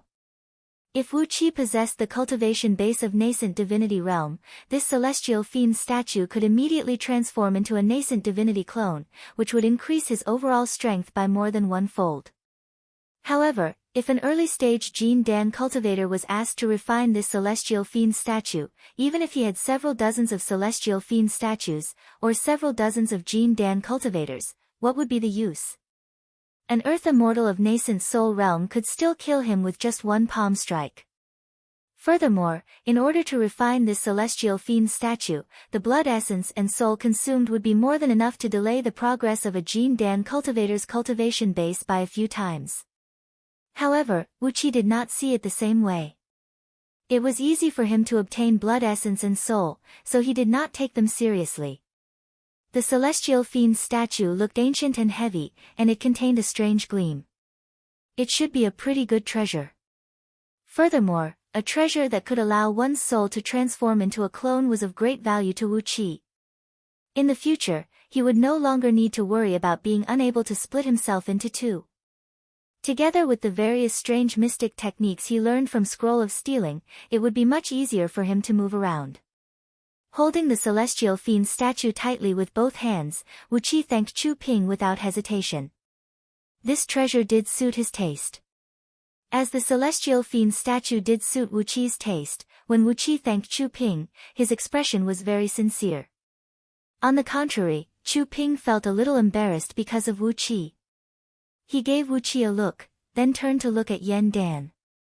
Suddenly, he burst into a loud laughter and said, Forget it, Chu Ping is too stingy." He reached his hand into his sleeve and fumbled for a while, then pulled out another 17 tiny celestial fiend statues that looked exactly the same, and gave them to the servant standing next to him. He threw his head back and laughed. Chu Ping has been holding these ancient celestial fiend statues in his hand for a very long time, but I still have no idea how he made them. I'll give all of them to Duke of Tianyun. Chu Ping can only focus on his cultivation, and I'm too lazy to touch these mere worldly possessions. 17 heavy celestial fiend statues fell into Wu Qi's hand, which happened to form 18 different weapons, including blades, spears, swords, halberds, axes, whips, and spears. Wu Qi was struck with great joy. Without hesitation, he thanked Chu Ping solemnly once again, then shoved all 18 tiny fiend puppets into the black dragon spirit ring. After a brief moment of pondering, Wu Qi was about to report to Yan Dan about the cultivation techniques he obtained from Zhang Yi, but the fat Lu Buwei had already swaggered into the hall from the outside, nodding his head at Yan Dan and Chu Ping in a carefree manner. Yan Dan rose to his feet hastily, smiled at Lu Buwei and said, "Teacher is here? What can I do for you?" Lu Buwei gave Wu Qi a cold gaze, then said coolly, "The teleportation formations leading to the other dynasties have been constructed. The emissary of Great Wei is waiting outside. Great Wei is now at war with Great Zhao. In my opinion, no matter how many benefits we can get from Great Wei, we must not let them go." Wu Qi shut his mouth and retreated to the row of Great Yan's civil and military officials. He gave Lu Buwei a deep look. Relying on the heavenly ghost grand magic cultivated by him, this old fellow had traveled all over the world and established Wei merchant in all the dynasties. Now, with his power, he had quickly constructed the teleportation formations leading to the other dynasties. Surprisingly, the emissary of Great Wei had arrived at this delicate juncture. Chu Ping laughed, then asked softly, "May I know who is the emissary of Great Wei?" Lu Buwei cleared his throat and said with a dry voice, "He can be considered as an old acquaintance of ours. Duke Long Yang is now the governor of Great Wei's imperial politics." Wu Qi's ankle twisted, and he nearly fell to the ground.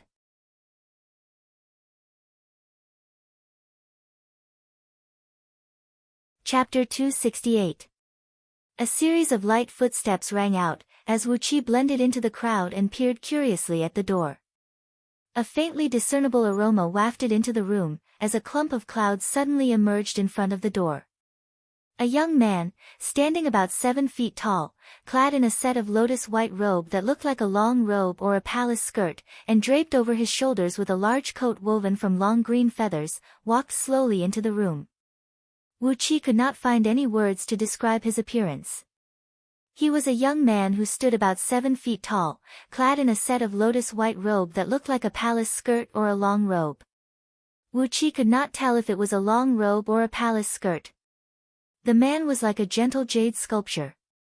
Every move he made was fair and gentle, in accordance with the laws and logos. Even his hair and the pink rouge between his eyebrows were so natural that there was not the slightest bit of disharmony or glaring to the eye. He walked slowly into the hall, bowed slightly to Yan Dan and Chu Ping, and said, "Long Yang offers greetings, your majesties." He turned his eyes to Yan Dan, smiled and said, "It has been a long time. Your Highness, the Crown Prince, is now your Majesty." Clang! A few palace maids standing behind Yan Dan accidentally broke the jade plates, bowls, and other utensils they were holding in their hands. Immediately, these palace maids, whose faces turned pale with fright, were dragged to the back of the hall by a few imperial eunuchs, who had a strange look in their eyes. Almost at the same time, all the civil and military officials in the hall swallowed a mouthful of saliva at the same time. Apart from Wu Qi and a few others who could maintain a clear mind, when the rest of them saw Duke of Longyang, they all experienced a hair-raising transformation. This Duke of Longyang was clad in an attire that looked like that of a man or a woman, yet neither was. Nevertheless, with his visage, his stature, and his demeanor, one could easily regard him as a peerlessly handsome man, or a peerlessly enchanting woman. In short, if one thought he was a man, he would be a handsome man like Panan and Song Yu. If one thought he was a woman, he would be a beautiful woman who was even more alluring than Yu Ji and Yu Tan. Lao Ai, who was mingled in the crowd of Great Yan's civil and military officials, had his eyes fixed on Duke of Longyang.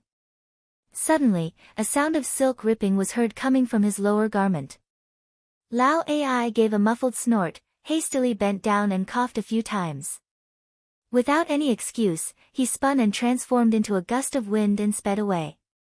On the side of Great Chu, a few military officials who were brimming with energy and blood also bent down awkwardly. Of course of panic, they did not dare to look at Duke of Longyang again. They knew Duke of Longyang was a man, but a man who looked more feminine than of a woman, was a demon who was even scarier than Lao of Yang. Lao Ai, they knew that he was of a man. Of him of a. But Lord Longyang was able to make men with unstable minds gradually fall in love with him. Gradually of love. Into their hearts. It. Of Qian. In. Of Lu Cheng of and. Of Lu. Like he had he. With of. Cautiously, he transmitted his voice to Wu Qi. Why does this Duke of Longyang look like this? Why does he attract more attention than those girls? Wu Qi laughed dryly. He dared not to look at Duke of Longyang for too long. This was indeed a man who was more evildoer than Lao Ai, with a more lethal force. Although Wu Qi's spiritual ocean was guarded by the 7 holy deities and devils, when he laid eyes on Duke of Longyang for the first time, his mind was slightly shaken. With great effort, he managed to stabilize his soul with the power of divine flame of order, and maintain a trace of clarity in his divine will. This was a peerless demon who could kill both men and women, a demon who was even more evildoer than Lao Ai. He looked as gentle as jade, as if he did not pose any threat. However, Wu Qi's instinct told him that this was a pearl condensed from arsenic, 10,000 times more poisonous than any poison under the heaven. Yen Dan cleared his throat, breaking the weird atmosphere in the grand hall. He laughed dryly and said, Duke of Longyang, you must have worked hard to come here from afar. Have a seat, have a seat. I need to prepare a seat for all my ministers and dukes. It is not right to stand like this, not right at all. Looking at those civil and military officials, who were bending down in a sorry state and dared not to straighten their backs, Yen Dan felt that it was better for everyone to sit on their knees. The eunuchs and servants quickly brought over many tables and placed them properly. One after another, everyone took their seats and sat on their knees on the soft seats. When everyone was seated, only then did Duke of Longyang, in a graceful and charming manner that would make all the beauties in the world jealous, slowly picked up a cup of tea served to him by 2 palace maids, whose faces were blushing. Gently, he pouted his red lips and took a sip of the fragrant tea, which was specially provided by Great Yen Dynasty. After taking a sip, Duke of Longyang put down the cup, smiled and said, Good tea, fragrant, a rare good tea. Then, he swung his hands and dragged the long sleeves of his robe to his side. He tilted his head up, smiled at Yen Dan and said, It is not hard at all. Prime Minister Liu had constructed a teleportation formation, and it only took me a few steps to come here from Great Wei's Imperial Palace. How is it hard at all? Once again, Duke of Longyang's flirtatious gesture made all the people in the grand hall fall into a trance. This time, even Wu Qi nearly failed to resist Duke of Longyang's gesture. He pinched his own thigh and used the severe pain to wake himself up. Meanwhile, Lu Qingfeng, who stood right next to him, took out a small awl, stabbed it into his thigh and gave it a hard stir. Only then did he manage to keep his mind clear. On the other hand, over 70% of the civilian and military officials in the Grand Hall had their eyes fixed on Duke of Longyang, greedily looking as if they wished they could swallow him with a single gulp of water. Fortunately, he was an emissary from Great Wei Dynasty.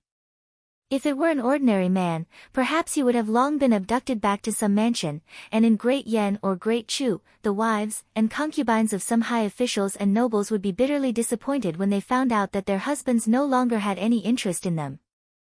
Yen Dan swallowed a mouthful of saliva, laughed dryly and said, That's great. I wonder what is the purpose of Duke of Longyang's visit to Great Yen and Great Chu. Duke of Longyang nodded his head lightly and said, I've learned from Prime Minister Lu that Great Yen and Great Chu had plotted against Zheng and nearly killed him. I believe everyone knows very well what kind of people we are, so there's no need for us to play those old tricks. Let me make a long story short.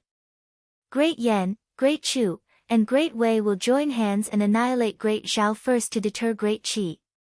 After that, we will join hands and conquer Xianyang City, killing all the clan members of Emperor Qin. What do you think? Duke of Longyang pulled out a scroll from under his sleeve and said in a deep voice, Our Majesty has authorized Longyang that Great Wei, Great Yen, and Great Chu can be sworn brothers forever, and we can pray to the heaven and earth that the three dynasties will never fight against each other again. However, Daqin is destined to be wiped out.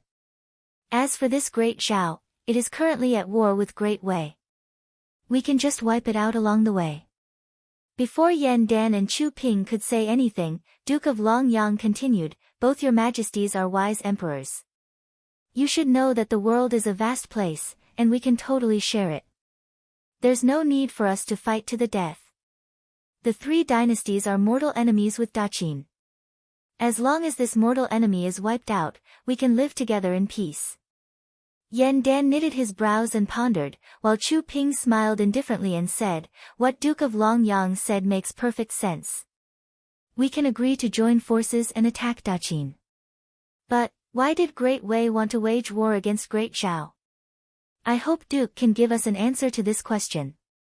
Wu Qi raised his brows, as his interest was immediately piqued. According to what he knew, all the dynasties had only started to have some contact with each other recently. No matter from what perspective, Great Wei and Great Zhao should not fight each other so badly right after they met. There must be some unknown reason behind this. Duke of Longyang smiled faintly. He gave Yan Dan and Chu Ping a glance, chuckled and said, Sure enough, I can't hide it from both your majesties. He clapped his palm lightly, and immediately, numerous white lotuses flew out from the edge of his palm, bringing with them a faint aroma as they wheeled around him, Yan Dan, and Chu Ping. These white lotuses were glinting with a faint spirit light, which was righteous but not evil. The faint aroma lingering in the air was even more refreshing, cleansing one's mind and mind. A hazy white mist swirled around Duke of Longyang, Yan Dan, and Chu Ping, preventing them from seeing their mouths and hearing their words. Soundlessly, Wu Qi exercised the mystic eyes of universe. His eyes shone with a bright gleam, and in an instant, he saw through the white mist unleashed by Duke of Longyang. Through the art of lip reading, Wu Qi saw Duke of Longyang smiling at Yan Dan and Chu Ping and saying, It is not a big deal. It is just that the exploration teams from both dynasties had discovered an immortal ruin that occupied a vast land in the depth of He Mountain, and had gained some benefits from it. The exploration teams from both dynasties had fought each other for the treasures, and both had lost some men. Yan Dan's answer was, just some men lost, and yet both dynasties are willing to fight each other. Duke of Longyang shrugged his shoulders and shook his head lightly, looking extremely elegant and graceful. For a moment, both Yan Dan and Chu Ping were slightly taken aback. Duke of Longyang continued, however, among those who were lost, there are 3 princes from Great Wei, and 4 princes and 7 grandsons from Great Zhao. Smiling faintly, Duke of Longyang said indifferently, as the ruin is located rather close to Great Wei, the reinforcement from Great Wei arrived at a faster speed, and killed more men. Wu Qi narrowed his eyes. So, this was the reason. The standard of the 2 exploration teams was extremely high, and both teams were led by princes. Therefore, the death of one team would mean the loss of a few princes. Most probably, those who were lost were the core princes with real power and status. Otherwise, why would the 2 dynasties go to war just for them? Chu Ping smiled and said, Since it is an immortal ruin, and since it is an alliance of 3 dynasties. Chu Ping and Yan Dan exchanged a glance and smiled. Duke of Longyang's pale lips curved into a thin line as he said, Great Wei will take 60% of the loot. This is the bottom line. When Yan Dan and Chu Ping heard that it was an immortal ruin, and it occupied a vast area, how could they possibly give away so much of the great loot? Immediately, both of them joined hands to put pressure on Duke of Longyang, demanding more benefits. In just the time it took to finish a pot of tea, under the tremendous pressure from Great Yen and Great Chu, Duke of Longyang had no choice but to retreat inch by inch. In the end, Duke of Longyang suddenly sighed and said, "Fine, Great Wei will take 40% of the loot, while Great Yen and Great Chu will each take 30%. But, there is another condition.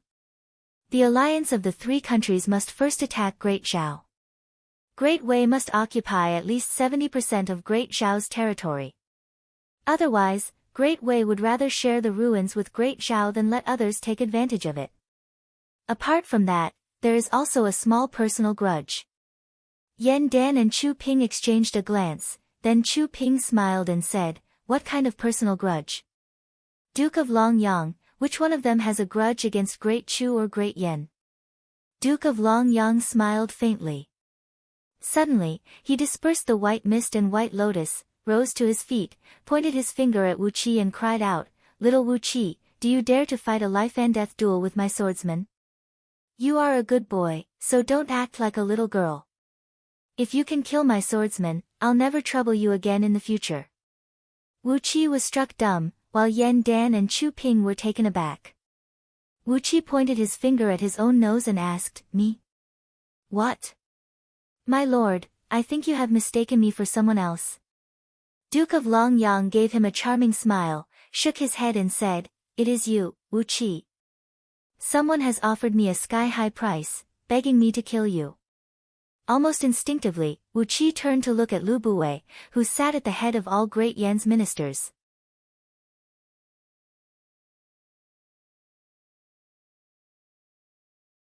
Chapter 269. The entire hall fell into a dead silence. No one could have predicted that Duke of Longyang, as the emissary of Great Wei, would actually bring up such an additional clause when he was discussing the conditions of the alliance with Yan Dan and Chu Ping. Did he have a personal grudge against Wu Qi? Everyone knew that was just an excuse. As for the person who had a personal grudge against Wu Qi, it could not be Duke of Longyang. It could only be someone in the hall who had a friendly relationship with Duke of Longyang. Everyone turned to look at Lu Buwei at the same time. With a calm expression on his face, Lu Buwei held a teacup in his hand, slowly swaying his head and tasting the tea. He did not look unnatural or uneasy at all. Yan Dan's expression immediately turned extremely unsightly. He looked at Lu Buwei, then turned to look at Wu Qi, and did not say a word for a long while. Wu Qi breathed out a long sigh in his mind. Lu Buwei, Heavenly Spirit Sect, together with Yu Yi and Qin Wuyang, who were both half real and half fake. There was no way he could stay in Ji City any longer. In fact, he could not even stay beside Lu Qingfeng, or else, Lu Qingfeng would be implicated by him. Even though Lu Qingfeng now had some foundation in Great Yan Dynasty's imperial court, compared to Lu Buwei, Heavenly Spirit Sect, Yu Yi, and Qin Wuyang, even if Yu Yi and Qin Wuyang were just putting on a show, when they joined forces, they would still bring disaster to Lu Qingfeng. He rose to his feet and gave Duke of Longyang a sidelong glance. Suddenly, Wu Qi felt a sense of disgust in his heart. "All of you are old men who are over 2,000 to 3,000 years old. Why are you bothering with a nobody like me?" A flame of anger surged up from his heart. With a cold voice, Wu Qi said, "You are an old demon who is over several thousand years old, yet you still dress like a popular girl in a brothel. Could it be that you are addicted to selling your buttocks?" Crack! The teacup in Lu Buwei's hand shattered into pieces, and all the tea in it evaporated into steam. He looked at Wu Qi in horror, then looked at Duke of Longyang, whose face had turned pale, as if he couldn't understand why Wu Qi would say such words. Those words were so vicious that they completely destroyed Lu Buwei's understanding of politics and etiquette. They completely subverted Lu Buwei's worldview and outlook on life. How could such a vile and ignorant person appear in a place where the upper echelons of the three countries were gathered? How could there be such vicious, senseless, and even vulgar words? Even if Lord Longyang was indeed like what Wu Qi had said, but these words could not be said in such a way. To be able to spend a night with Lord Longyang was such an elegant and wonderful thing. Why did it become so different in Wuqi's mouth? With a gloomy face, Wuqi no longer looked at Duke of Longyang, who had turned pale, and walked straight up to Yan Dan and bowed. Your Majesty, I, Wuqi, have a request. Wuqi said coldly. Later, after I kill all the disciples of Duke of Longyang, Wuqi, please go to the shore of the Great Eastern Ocean and build a kingdom. I will use the fiefdom under Wuqi's name to exchange for the support of Great Yan Dynasty in building my kingdom. With Lu Buwei and his men staying in Ji City, Wuqi's future situation would become more and more awkward. On top of that, there was also Yu Qianqian in Ji City, who was obsessed with Wuqi's masculinity. No matter how one looked at it, Ji City had become a land of troubles. Instead of being constantly attacked there, it would be better for him to take the initiative and leave the land of Great Yan Dynasty. He would go to another place and build a foundation that belonged to Wuqi alone. To the west, there was the Yuanyang Kingdom, Meng Fortress, and Little Meng City. In the future, if Wuqi could build a new vassal kingdom in the east, together with Yizishuan's Purple Leaf City and the power of heaven-breaking sword sect behind Yizishuan. With the combined strength of these few parties, Wuqi would have the power to protect himself. In Ji City, if one wanted to raise a private army, he would have to borrow the name of the No. 1 martial club under the heaven. But, in his own land, it was natural to raise as many private soldiers as he wanted. As long as Wuqi could afford it, he would have the money to raise a private army. As for the source of income, although the shore of the Great Eastern Ocean was dangerous, there was the Longbow Kingdom and the Kingdom of Feathermen there. The warriors of the Longbow Kingdom could be captured and tamed, then added to the Heavenly Hundred Spirit warring formation. The slaves of the Feathermen Kingdom were very popular when sold to Great Yan Dynasty. The Great Eastern Ocean also produced all kinds of precious pearls, as well as all kinds of strange and rare materials. Wuqi planned to let Hai Yuntian build his own private chamber of commerce in the Market of Four Seas, which specialized in selling all kinds of precious treasures produced by the Great Eastern Ocean. Wuqi also had a complete set of plans in his mind. He was almost confident that he could completely monopolize all kinds of products from the Great Eastern Ocean. What a monopoly could bring was a high profit. What a high profit could bring was an endless amount of money. With money, he would be able to raise an army, and with enough soldiers, he would be able to find cultivators with sufficient latent potential and slowly grow his own strength. He had to leave Ji City as soon as possible. If he stayed in Ji City, he could only be beaten passively. Although it seemed risky to leave Ji City, with the endless trump cards he had, as long as he was not attacked by 2 or more nascent divinity cultivators, he would not be afraid of anyone, as long as he was not attacked by 2 or more nascent divinity cultivators. Therefore, Wuqi bowed deeply to Yan Dan and said, Wuqi, am willing to request for the support of the imperial court by using my fief and city in exchange for the support of the imperial court. I, Wuqi, will bring a group of people to the shore of the Great Eastern Ocean, and choose a place to build a city and establish a kingdom, expanding the territory of Great Yan Dynasty. From the corner of his eyes, Yan Dan glanced over at Lu Buwei, who was sitting straight and motionless. He had already made up his mind. With a deep voice, he said, approved. As long as you can defeat the disciples of Duke of Longyang, you will immediately pack up your things and go to the Great Eastern Ocean. Your fief in Great Yan Dynasty will still be yours. I will give you a generous allowance, and help you build your city smoothly. Because of your contribution this time, I have promised to confer you the title of Duke of Great Yan Dynasty with purple jade ribbon. This is the highest title of Duke in Great Yan Dynasty. Wuqi sighed lightly. Looking at Yan Dan's expression, between himself and Lu Buwei, Wuqi had completely sided with Lu Buwei. However, Wuqi felt that if he were Yan Dan, he would also make the same choice. The resources in Lu Buwei's hands were much more than Wuqi's, and the help he could provide to Great Yan was much greater.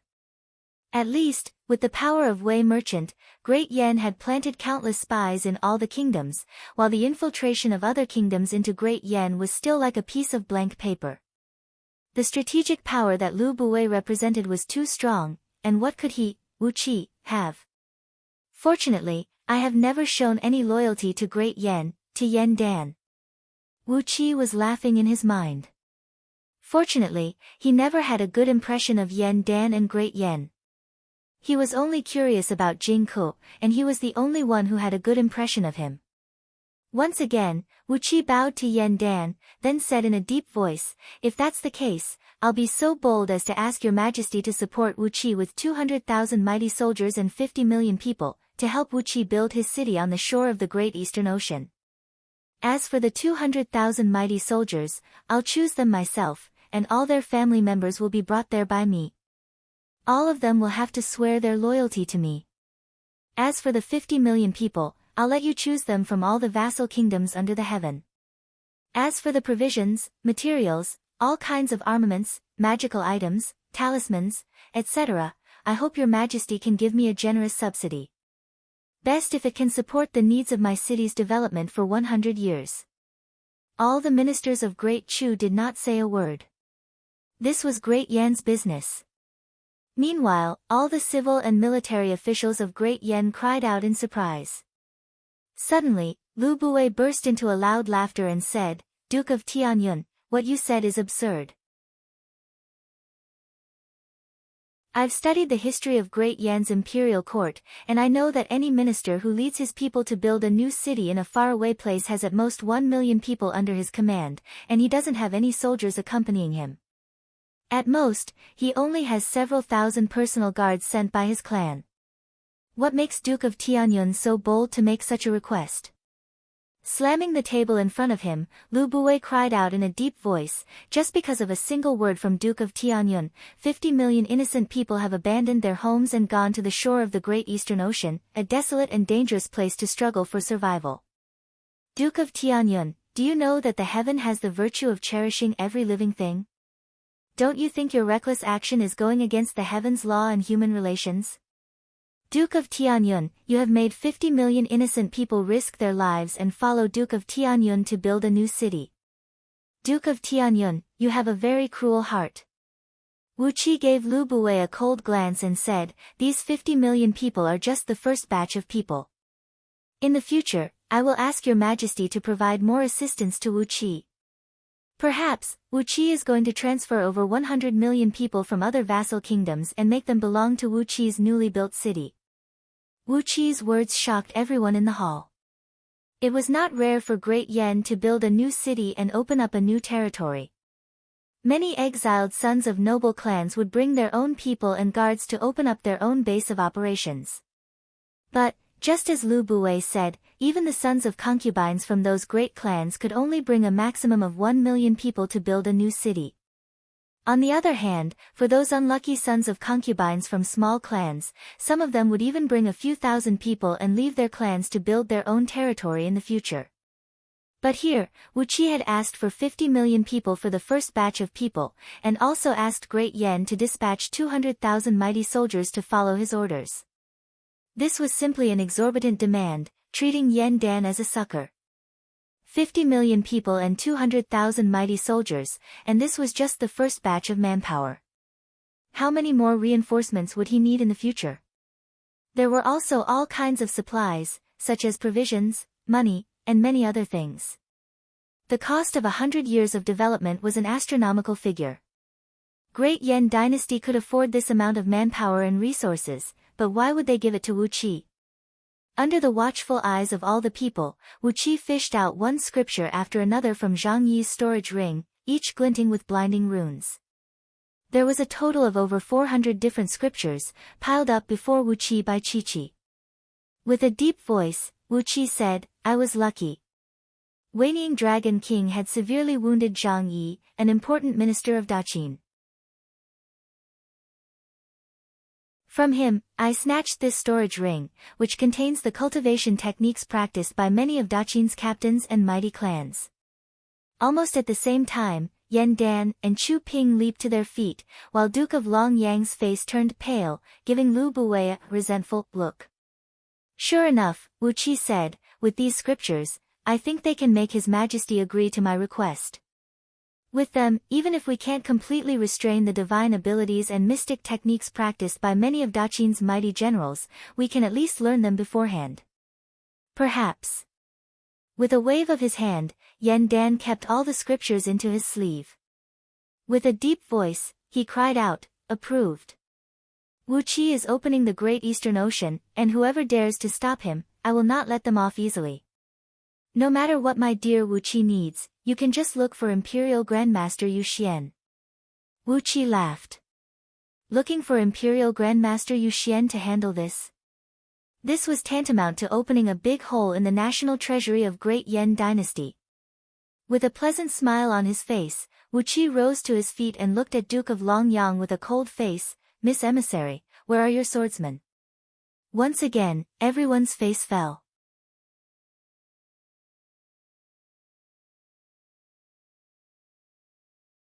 Chapter 270.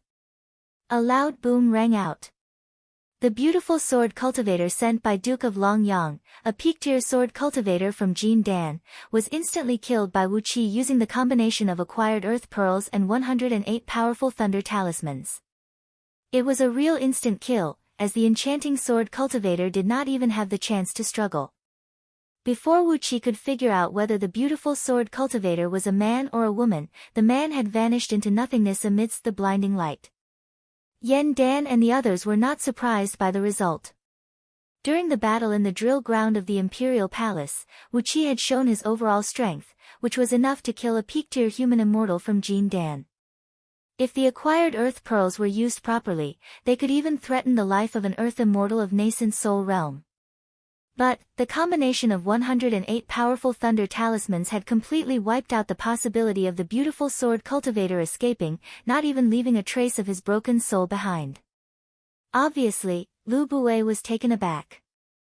As the power of Wei merchant in Ji City was completely uprooted, he did not get the latest information related to Wu Qi. Duke of Longyang's expression remained unchanged, and no one could tell what he was thinking about the death of his accompanying sword cultivator. He was still discussing the alliance between the three dynasties with Yen Dan and Chu Ping with a smile on his face, but from time to time, he would throw a flirtatious glance at Lu Buwei. In the face of Lord Longyang's words and actions, Lu Buwei could only droop his head, like a dying old man with one foot in the grave. He did not have the slightest bit of energy, and no one knew what he was thinking. But, all these had nothing to do with Wu Qi. After being promoted as the Duke of Purple Jade Seal, Wu Qi had become a first-grade Duke of Great Yen, and his status could be considered as one of the nobles. On top of that, the chief supervisor of Westfield headquarters was Lu Qingfeng. Therefore, it only took Wu Qi a very short amount of time to hand over all the official duties in his hands. In the great hall in front of them, the discussion on the detailed terms of the alliance between the three dynasties was in full swing. Every single condition was discussed carefully.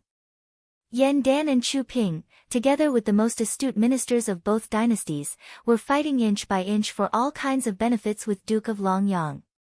In the office hall at the side of the hall, Lu Qingfeng was holding a large seal and solemnly stamping a crimson seal on the official document signed by Wu Qi. After he stamped the seal, Wu Qi had officially severed all ties with the Westfield headquarters of Great Yen Dynasty. He was no longer an advisor of the Westfield headquarters, but a free and unrestrained Duke of Great Yen Dynasty. Lu Qingfeng grabbed the document and blew at the red seal. After that, he rolled up the document and handed it over to Lu Ziyuan, who stood beside him. Clasping his hands behind his back, he stared at Wu Qi and sighed under his breath, Lu Buwei, Heavenly Spirit Sect, and Yu Qianqian. I made a note of them. When I have the chance, I will try to give them some trouble. Especially. Wu Qi looked at Lu Qingfeng, who looked very serious. He could not help but laugh and said, especially Yu Qianqian. Send someone to keep a close watch on them, don't let go of any clues. But, do not approach them recklessly. I suspect that Yu Qianqian is the one who wounded Weining Dragon King with a talisman, allowing Zhang Yi and his men to escape, allowing him to send someone to deliver the message to Qin army. He recalled the scene when she killed Yu Wendi with a crossbow on that snowy night. Yu Qianqian had also used a powerful golden talisman, using it to block off the bolts that could have killed her and Yu Wendi. Not only did the talisman possess an amazing defensive strength, it also possessed a very strong counterattack.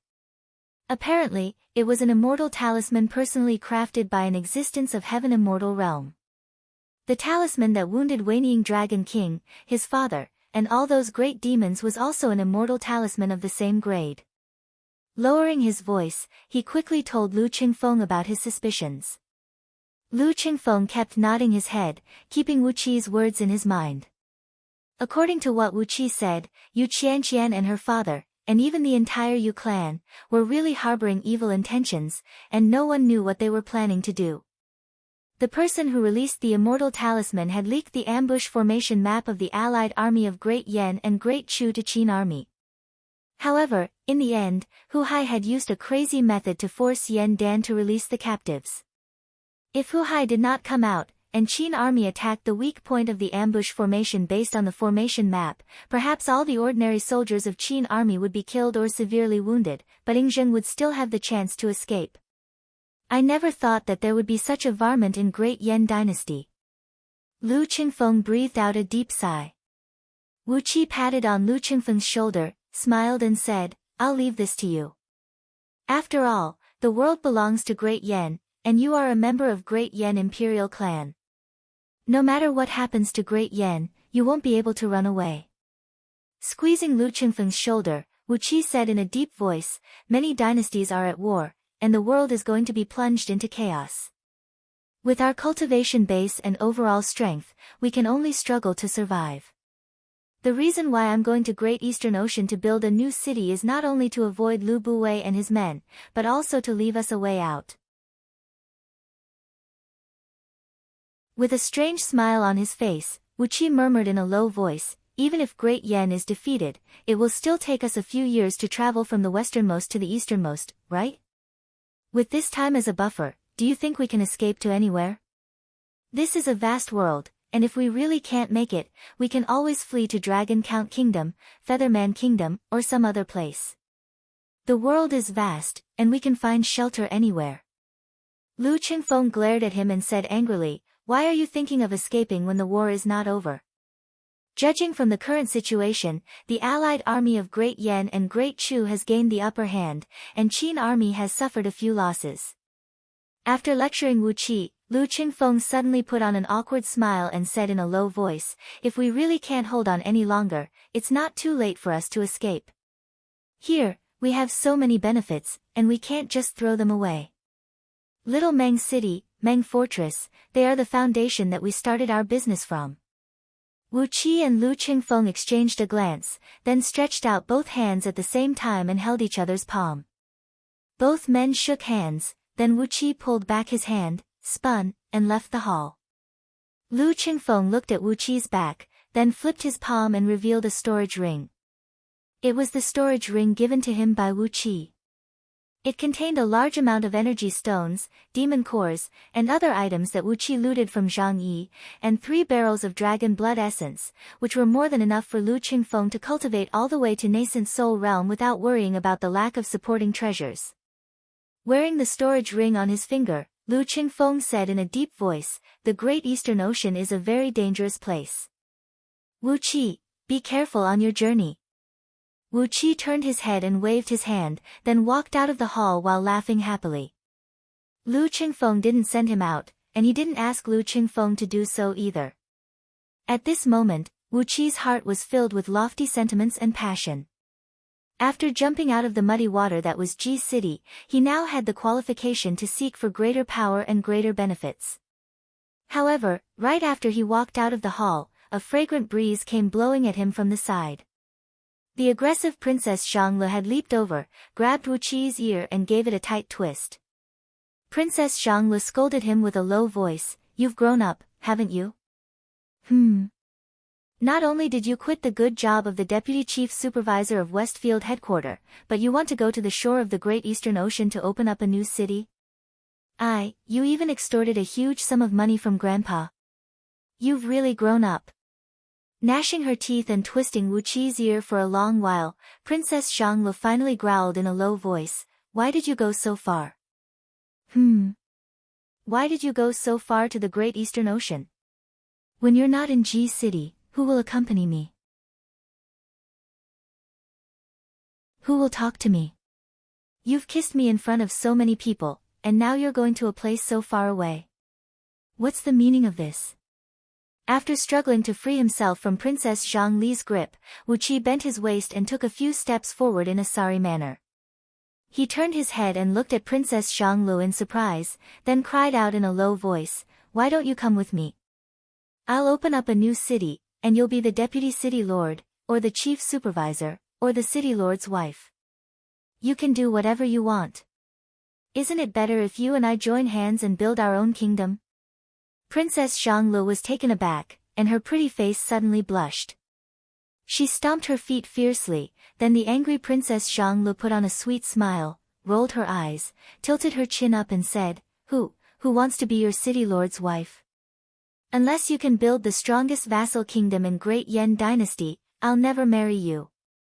Twisting her little finger, Princess Zhonglu tilted her head and said, "The man who wants to marry me must be the man with the most power in Great Yan Dynasty, besides my grandfather and father. He must be the strongest man, besides my grandfather and father. It would be best if he has the cultivation base of heaven immortal.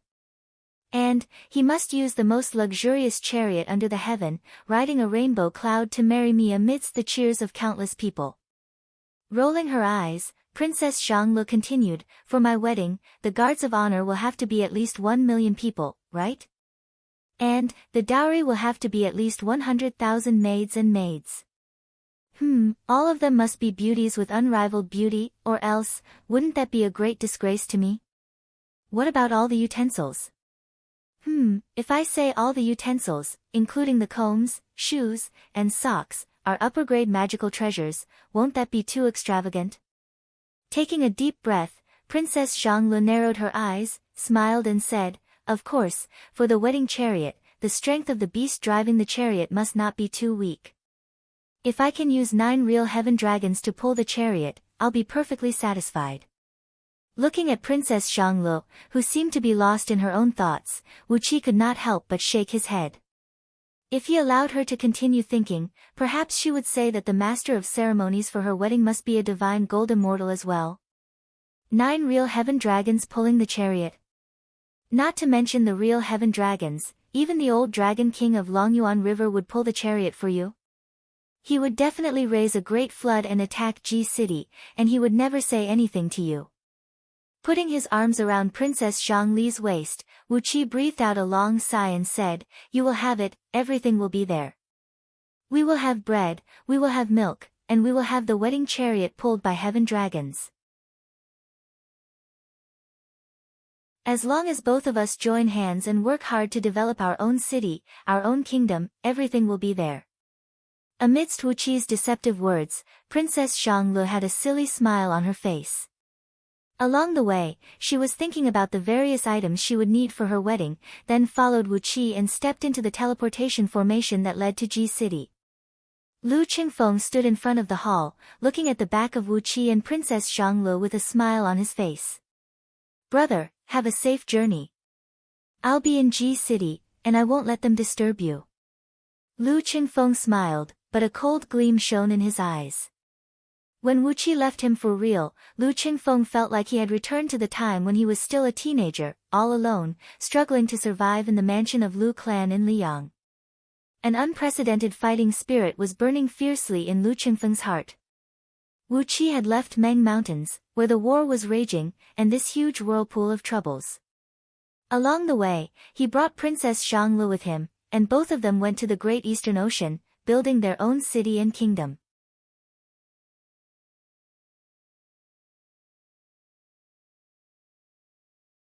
Chapter 271. In the northeastern region of Great Yan Dynasty, in a remote corner in the northernmost area, a coastal plain that didn't even have a name, Purple Leaf City was located right here. Under the leadership of Yizidu, the millions of people of Purple Leaf City were like the most tenacious moss, quietly taking root and sprouting in this place, reproducing their offspring, accumulating their strength bit by bit, gradually accumulating the capital of Purple Leaf City. In those years, as the bastard son of Yi clan of Tianfang Kingdom, Yizidou had offended countless elders and young talents of his clan, and that was the reason why he was sent to this damned place to build a city. The area where Purple Leaf City was built was personally designated by some elders of Yi clan, and they ordered Yizidou to develop the power of Yi clan here.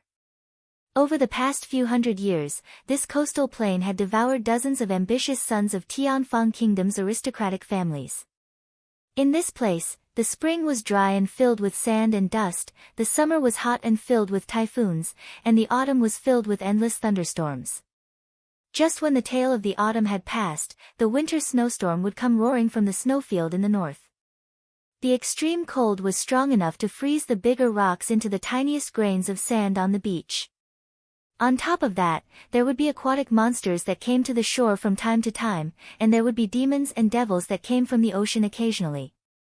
The natural environment of this damned place was as beautiful as hell. However, Yizidou had laid down his foundation here, and built a city here. After several decades of development, Purple Leaf City had become the most dazzling pearl in the easternmost area of Great Yan Dynasty. No matter it was the mountain traders who traveled from south to north, the treasure traders who traveled in and out of the Great Eastern Ocean, or the slave traders who were armed to the teeth like an army, all of them had taken Purple Leaf City as their resting station. As the saying goes, money keeps rolling in, and money keeps rolling in. Purple Leaf City was such a place now. Because it was located in a very dangerous location, and the surrounding environment was very harsh, it was 10,000 miles away from Purple Leaf City to the west. Therefore, it had become the only city of Great Yan Dynasty within the circumference of 10,000 miles. That was why it could earn more money than Little Meng City. The specialty products of the Great Eastern Ocean were many times more abundant and precious than those of Meng Mountains. Therefore, those who visited this place were the best merchants and the strongest caravans of Great Yan Dynasty. From the coastal plain where the Purple Leaf City was located, a blade-shaped peninsula abruptly extended from the mainland, stretching for 8,000 miles in a straight line towards the southeast. The place where the peninsula connected to the mainland was the widest part of the peninsula, which was only about 380 kilometers wide. The further it extended into the sea, the narrower the peninsula became.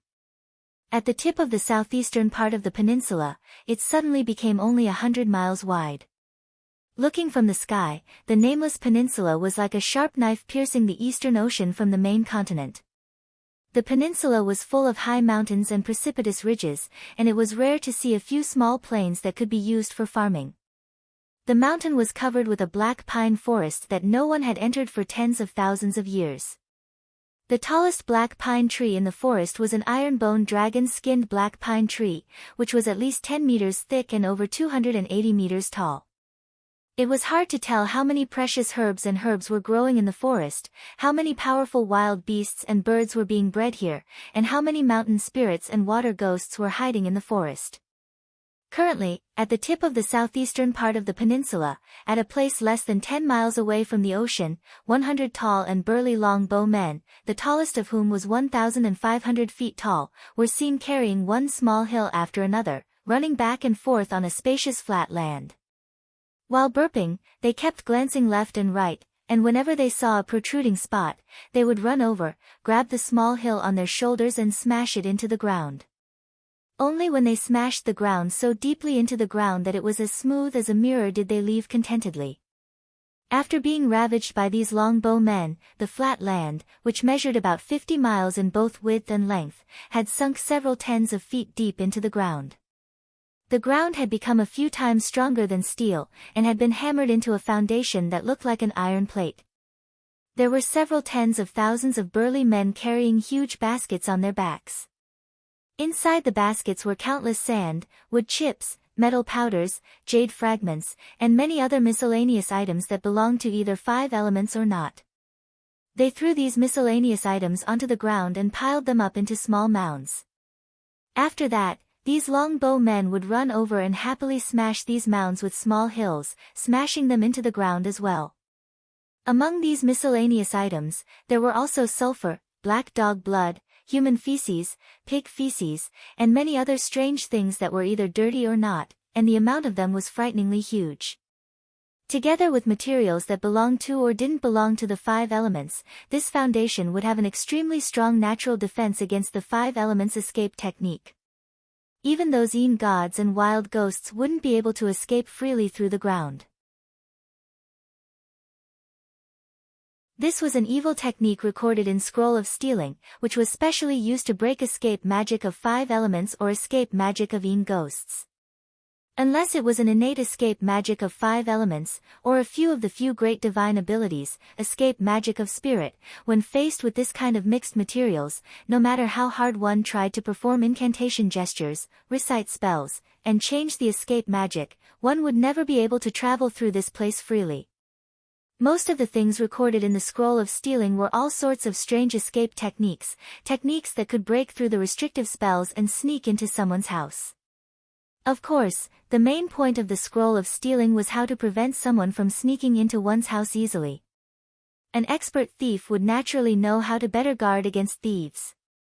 Apart from these busy laborers, there were also several dozens of female officials from the inner court, each clad in a long black dress and wearing a tall crown on their head. They were holding various tools in their hands, surveying the terrain and drawing the blueprint of a magnificent city on a huge blueprint. Each and every one of these female officials was young and beautiful, with beautiful faces and slim bodies. Every single one of them was a great beauty that could only be found among 10,000. On top of that, each and every one of them was smart and capable. They could survey the terrain, draw the blueprint of scale, and design the various functional parts of the city. Their attainments in this field were no weaker than the craftsmen who had spent their whole life building a city. Apart from these female officials, there were also many young female officials, who were dressed similarly, riding on sword beams and flying back and forth. Holding long whips in their hands, they were supervising the laborers to work hard. Occasionally, someone would slack off, and they would immediately lash out with the whips. Using the whips made from the skin of great serpents, they would leave a foot-deep mark on the ground. It was more than enough to frighten the laborers, and they dared not to slack off even for a moment. In the mountains far away, there were also some female officials, together with a large number of imperial eunuchs, supervising large groups of laborers who were digging rocks and logs, collecting all kinds of building materials. In some valleys further away, there were also female officials supervising the laborers, who were digging mines and excavating underground metal ores. Then, they would forge furnaces in the valleys, and forge all kinds of metal ingots for future use.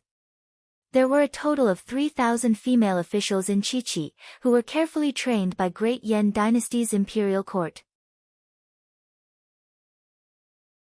Each of them had the ability to govern an entire city, and when these 3,000 female officials were gathered together, they had the administrative ability to govern an entire vassal kingdom. However, their current status was just the personal belongings of Princess Xianglu.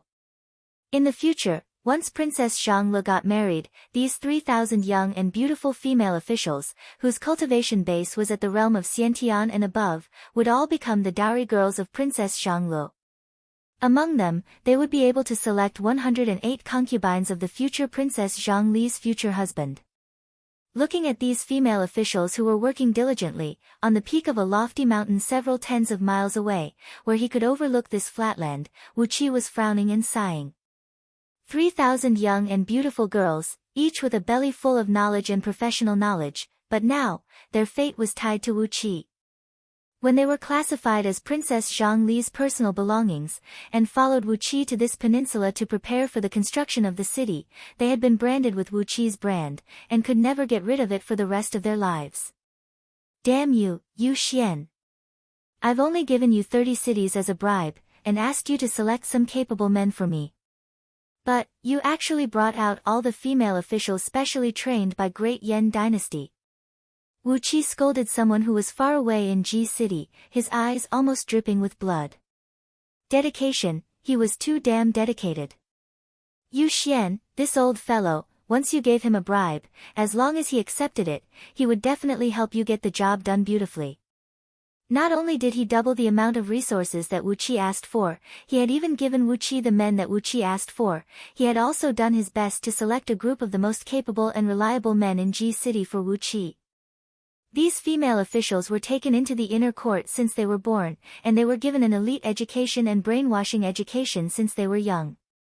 Once they came of age, as long as they acknowledged their master, their souls and lives would be completely given to their master. Originally, these female officials were the ones who were given to the members of Great Yen Dynasty when the members of imperial clan got married. For example, when a prince or a princess married a prince, they would be rewarded with a batch of female officials to manage their mansions. In the end, Yu Xian, this dedicated old fellow, had given this batch of 3,000 female officials to Wu Qi, and had all acknowledged Princess Zhanglu as their master. 3,000 administrative experts. Good, that was indeed good. But, when it came to 3,000 young and beautiful administrative experts who would be his dowry in the future, Wu Qi felt something was not right.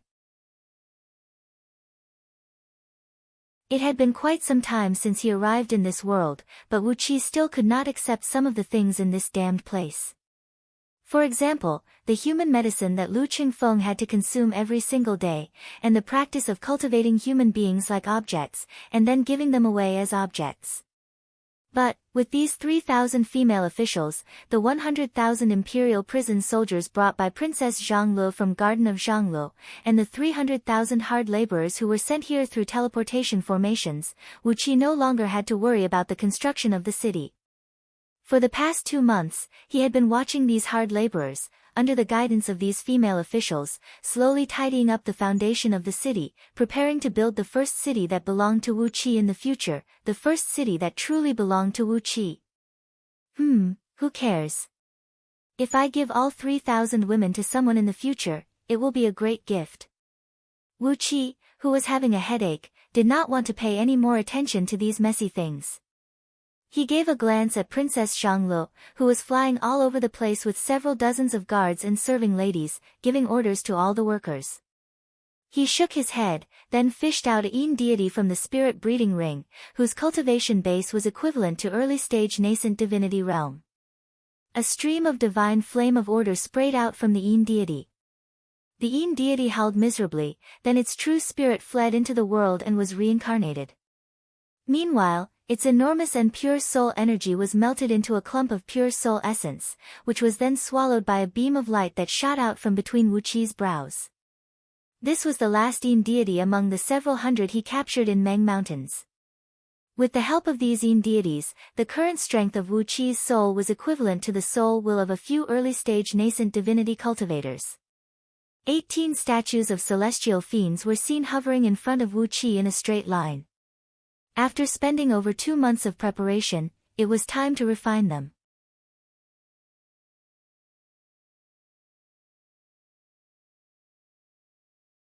Chapter 272. Among the 18 celestial fiend puppets, the strongest one had the same cultivation base as its master, and could only be controlled by splitting the soul of its master. Wu Qi fiddled with the celestial fiend puppet he obtained from Chu Ping, sending a thread of divine will into it. The heavy celestial fiend puppet was easily penetrated by Wu Qi's divine will. What he saw was an empty interior, with only a large amount of dark red fiend energy wheeling and twisting around it. Although it was called a fiend energy, it did not have the bloody and murderous aura emanating from Xiang Yu's body. It was just a pure energy that was filled with the aura of combat. Similar to the natural energies, it did not contain any negative consciousness, but was a pure energy that came from combat. In that empty space, there were countless primordial divine runes of various sizes circling around. When Wu Qi linked the runes together, he found that it was a technique on how to refine these puppets. According to Chu Ping, by splitting a thread of his soul and attaching it to the puppets, he would be able to control them freely with his own blood essence. But, it was just the most superficial method of refining them. Only when it was combined with the heavenly Tao myriad fiend's spirit incantation could he truly control these celestial fiend puppets at will. The spirit incantation also provided him with the technique on how to upgrade these puppets in the future, so that they could improve their strength, blood refinement with fiend flame, devouring all things. Wu Qi read the spirit incantation at a glance, and was both surprised and delighted to find that when this spirit incantation was combined with the 18 celestial fiend puppets, as long as he was willing to spend a huge amount of time and materials, he would be able to upgrade them to an unimaginable level. In the future, even if Wu Qi could attain the level of Divine Gold Immortal, these celestial fiend puppets would also have a suitable technique to gradually upgrade them to the level of Divine Gold Immortal, instead of only having the overall strength of 36th tier Heaven Immortal like what Chu Ping said. Perhaps, the reason why Chu Ping gave up on these puppets was because their future was too bright and brilliant, but the time, energy, and materials they consumed were too huge. For each puppet to upgrade to a higher level, the amount of spirit, energy, and materials consumed was at least 10 times that of the cultivator himself. In order for all 18 celestial fiend puppets to break through at the same time, they would need to consume 180 times the amount of spirit, energy, and resources. Any cultivator with a normal mind would not choose these celestial fiend puppets. Even if they could kill a Divine Gold Immortal in the future, they would never choose these useless puppets. 180 times the amount of resources was enough to raise his cultivation to an unimaginable realm. Why would he need to rely on external forces? For cultivators, any cultivation resource was extremely precious. Most probably, the reason why Chu Ping did not mention the heavenly Tao of Myriad Fiends incantation to Wu Qi was because he did not think Wu Qi had the ability to obtain so many precious materials to refine these celestial fiend puppets. Even Chu Ping himself did not have the confidence to refine these puppets, let alone Wu Qi, who was not even worthy of Chu Ping's attention. You really have eyes but failed to recognize a treasure. I wonder which almighty expert is bored enough to create these freakish things. For other cultivators, they are simply a burden. But for me, who has inherited the scroll of stealing, they are the best magical treasures for self-defense and life-saving. Wu Qi's eyes shone brightly. Other cultivators might not have sufficient cultivation materials and resources, but for the inheritor of the scroll of stealing, it was not a problem at all. On the contrary, due to the uniqueness of the scroll of stealing, Wu Qi was destined to be alone most of the time. Most of the time, his strength alone was not enough to handle everything. With these 18 celestial fiend puppets by his side, as long as their cultivation base could gradually improve along with his strength, it would be equivalent to having 19 Wu Qi working together at any time. As a result, these puppets were the best trump card for him. Laughing loudly, Wu Qi recited the incantation silently. He gave up on the superficial blood sacrifice technique told to him by Chu Ping, and instead, focused all his attention on circulating the complete version of the soul-splitting spell of the heavenly Tao of Myriad Fiends incantation. Over and over again, he kept reciting the incantation, gradually sending a thread of divine will into these celestial fiend puppets. As the power of Wu Qi's divine will was gradually injected into these puppets, they began to emit a dazzling light, and gradually, their bodies grew larger and larger. From the length of 1 foot, they gradually grew to the same height as Wu Qi. An immense dark red aura of combat spread out from their bodies, while a buzzing noise was heard coming from within them. A feeling of having their flesh and blood fused with Wu Qi rose up spontaneously. All of a sudden, Wu Qi, who was reciting the incantation, let out a miserable howl, holding his head with both hands and rolling violently on the mountaintop. His soul, which was as strong as a few early-stage nascent divinity cultivators, was chopped into 19 pieces by an invisible force. One of them retained about 10% of his original soul, while the other 90% was evenly divided into 18 parts. When the 18 parts of his soul were thrown into these celestial fiend puppets, they immediately condensed into a soul pearl the size of a fist, hovering inside the bodies of these puppets. Countless runes began to light up on the smooth surface of these puppets. Abruptly, the bodies of these puppets turned dark, and the void within 10 miles of circumference suddenly lost its luster, as if a black hole had collapsed. The surrounding natural energies began to fluctuate violently, while the natural energies within 1,000 miles kept gathering towards these puppets amidst loud swooshing noises. Wu Qi howled miserably as tears and snot sprayed out from his eyes and nose at the same time. With great effort, he managed to struggle to his feet. He pulled out the sword of greedy wolf and made a fierce cut on his wrist. Immediately, a large amount of blood essence sprayed out and injected into these celestial fiend puppets. As Wu Qi kept injecting his blood essence into them, the metallic luster on the puppet's surface suddenly became brighter and brighter, gradually turning the same as the flesh and blood of a real human being. At the same time, the color of their bodies began to change. Their pitch-black metallic bodies quickly turned the same as the skin of a human, with human hair, skin, and even the patterns on their surface looking exactly the same. Their eyes were deep and emotionless, and within their eye sockets that shone with a dark red gleam, eyeballs that looked exactly like a human had grown out. On their sharp claws that looked like daggers, fingernails that looked exactly like a human had grown out. As Wu Qi's blood essence kept flowing into these celestial fiend puppets, they gradually looked exactly like Wu Qi. Even their eyebrows and the fine hair at the corner of their mouths looked exactly the same. Wu Qi felt that 18 bottomless pits were crazily sucking his blood essence. His blood essence kept flowing into these bottomless pits, and gradually, he felt that he had gained some extra bodies. However, the feeling of these bodies was vague, as his soul could not control them well yet. The speed of the blood essence being extracted was getting faster and faster, to the point where Wu Qi could no longer control it himself, as the puppets were draining his blood essence.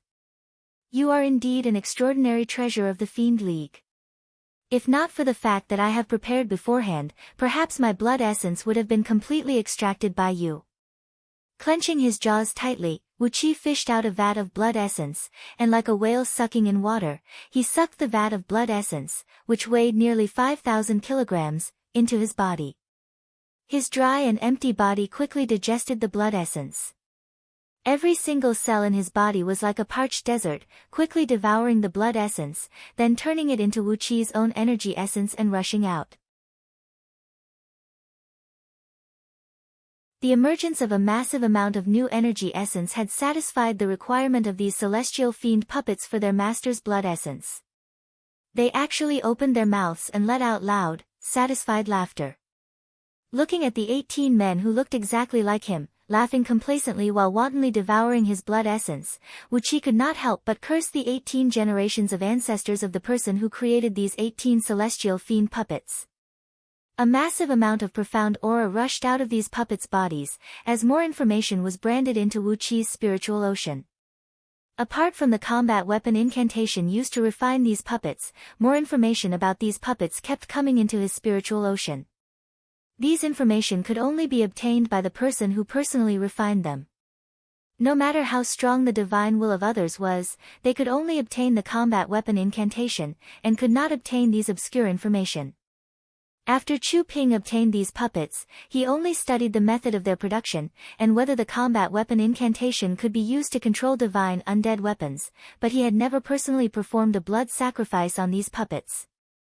As a result, only Wu Qi could obtain these information now.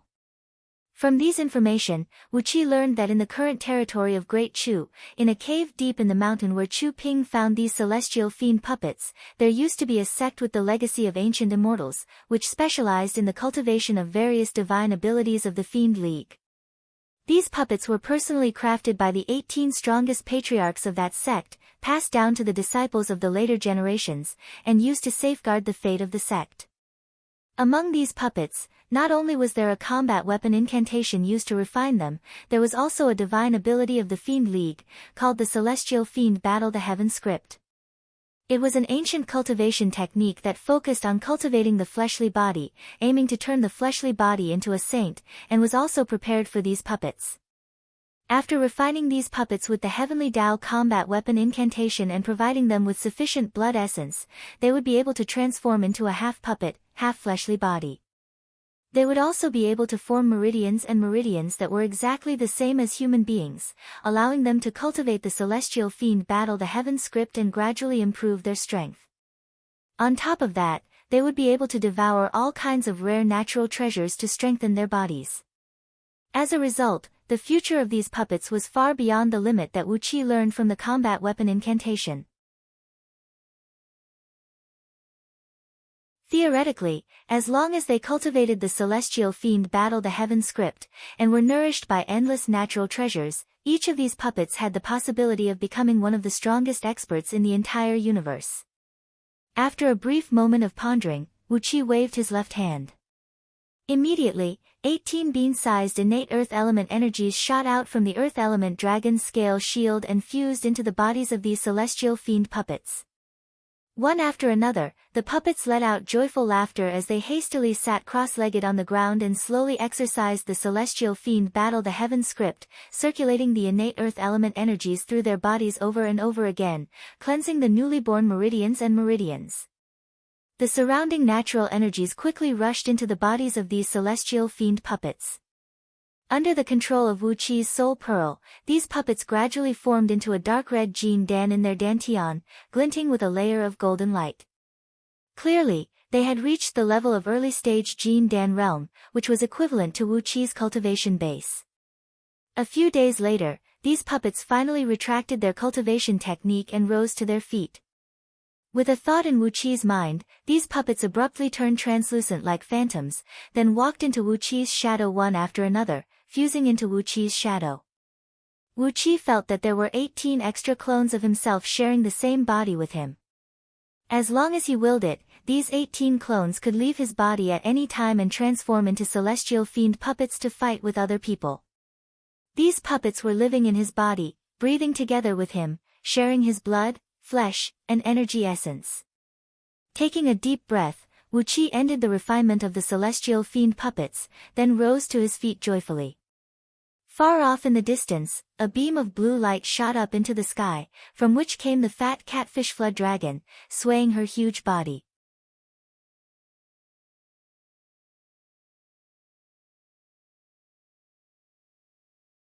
Chapter 273.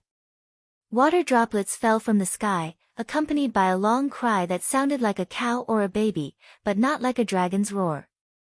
Slowly, Catfish Flood Dragon's body shrunk and transformed into a human. Stepping on a dark cloud, she flew swaggeringly towards Wu Qi, shouting from a distance, "Brother Wu Qi, I've brought you a letter. Hee, I've already handed over the official documents to the few dragon kings of the Great Eastern Ocean. Now, the 2,500,000 miles of this ocean is my territory." Glancing left and right, Catfish Flood Dragon saw Wu Qi standing on the peak of the mountain from afar. Without hesitation, she flew towards him with a cloud. Meanwhile, Great Yen, Great Chu, and Great Wei had sent out all their elites, led by the emperors of the three dynasties to Mount He. Princess Zhang Li's eyes shone brightly, and Wu Qi felt his heart itch. Catfish Flood Dragon blinked her eyes and stared blankly at both of them. Catfish Flood Dragon did not have a deep impression of the relics of immortals. Be it spirit treasures or spirit items, when she fought with others, she mostly used her physical strength, and rarely used divine abilities or magical treasures. Princess Zhang Li's eyes shone brightly. She waved her fist excitedly and shouted, "We'll go too. All the treasures. At least some of them should be ours." Baring her fangs and brandishing her claws, Princess Zhang Lu let out a shrill laugh and said, "The construction of the city will be handled by those 3,000 female officials of the inner court, and 100,000 imperial guards, together with the protection of the aquatic demons under Catfish Flood Dragon's command. Zi Xian is going to seize the treasures of the immortals, and Zi Xian wants those treasures." In the ocean below, thousands of demons transformed from various fishes and sea beasts could be seen, their cultivation bases ranging from nascent Soul Realm to Xiantian Realm. Each of them was rubbing their palms, stirring up waves and mist as they threw hostile glances at the busy construction site. Immortal might. With great difficulty, Wu Qi spat out 2 words. Wu Qi turned the page of the letter and continued reading. The change of the battle situation in Meng Mountains was really unexpected. The fact that Great Wei had secretly colluded with Great Yen and Great Chu, and joined forces to launch a surprise attack on Daqin was beyond everyone's expectation. But when did Great Zhao collude with Daqin? Looking at the familiar names on the letter, Xiao Sheng, Lian Pe, Lin Xiangru, etc., Wu Qi felt his scalp go numb. Just as Wu Qi was about to discuss the matter of the immortal ruins with Princess Zhanglu, a huge explosion suddenly sounded in the distant eastern sky, where the sky and the water met.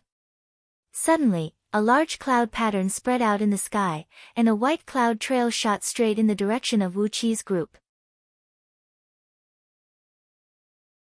Due to the sudden changes in the ruins, the higher-ups of the 5 nations had already focused their attention on the ruins. The sinful prince of Daqin, Huhai, the emperor of Great Zhao, Zhao Sheng, and the others had already led a large number of experts and cultivators to the depths of Yi Mountain, which was the border between Great Wei and Great Zhao. They were prepared to fight for the magical treasures that had flowed out of the ruins. This is... Wu Qi was struck dumb. It took Lu Qingfeng about 1,000 words to describe the brutality of the war. As a large number of cultivators had joined the war, the fighting pattern of all the armies had become unpredictable. An army of 100,000 men could appear in front of another city several thousand miles away at any time. There was no front line or rear line, and no main direction of attack. Wherever those cultivators could reach, a brand new teleportation formation could appear at any time, and tens of thousands of soldiers could be assembled at any time. When Princess Zhanglu read these words, she could not help but twitch her lips and say, Lu Bui. Nice? Every day, tens of thousands of soldiers were killed or wounded during the war between the 5 dynasties. A single strike from an earth immortal of nascent soul realm could shatter tens of thousands of iron armors. Meng Mountains had turned into a bloody hell, and the brutality of the war between the 5 dynasties was rarely seen. Qingfeng once had nightmares about the scene of mountains of corpses and seas of blood, but that could not describe the current battlefield in Meng Mountains. My dear brother Wu Qi, I'm here to see Xianan. Is the construction of the city at the shore of the Great Eastern Ocean going smoothly?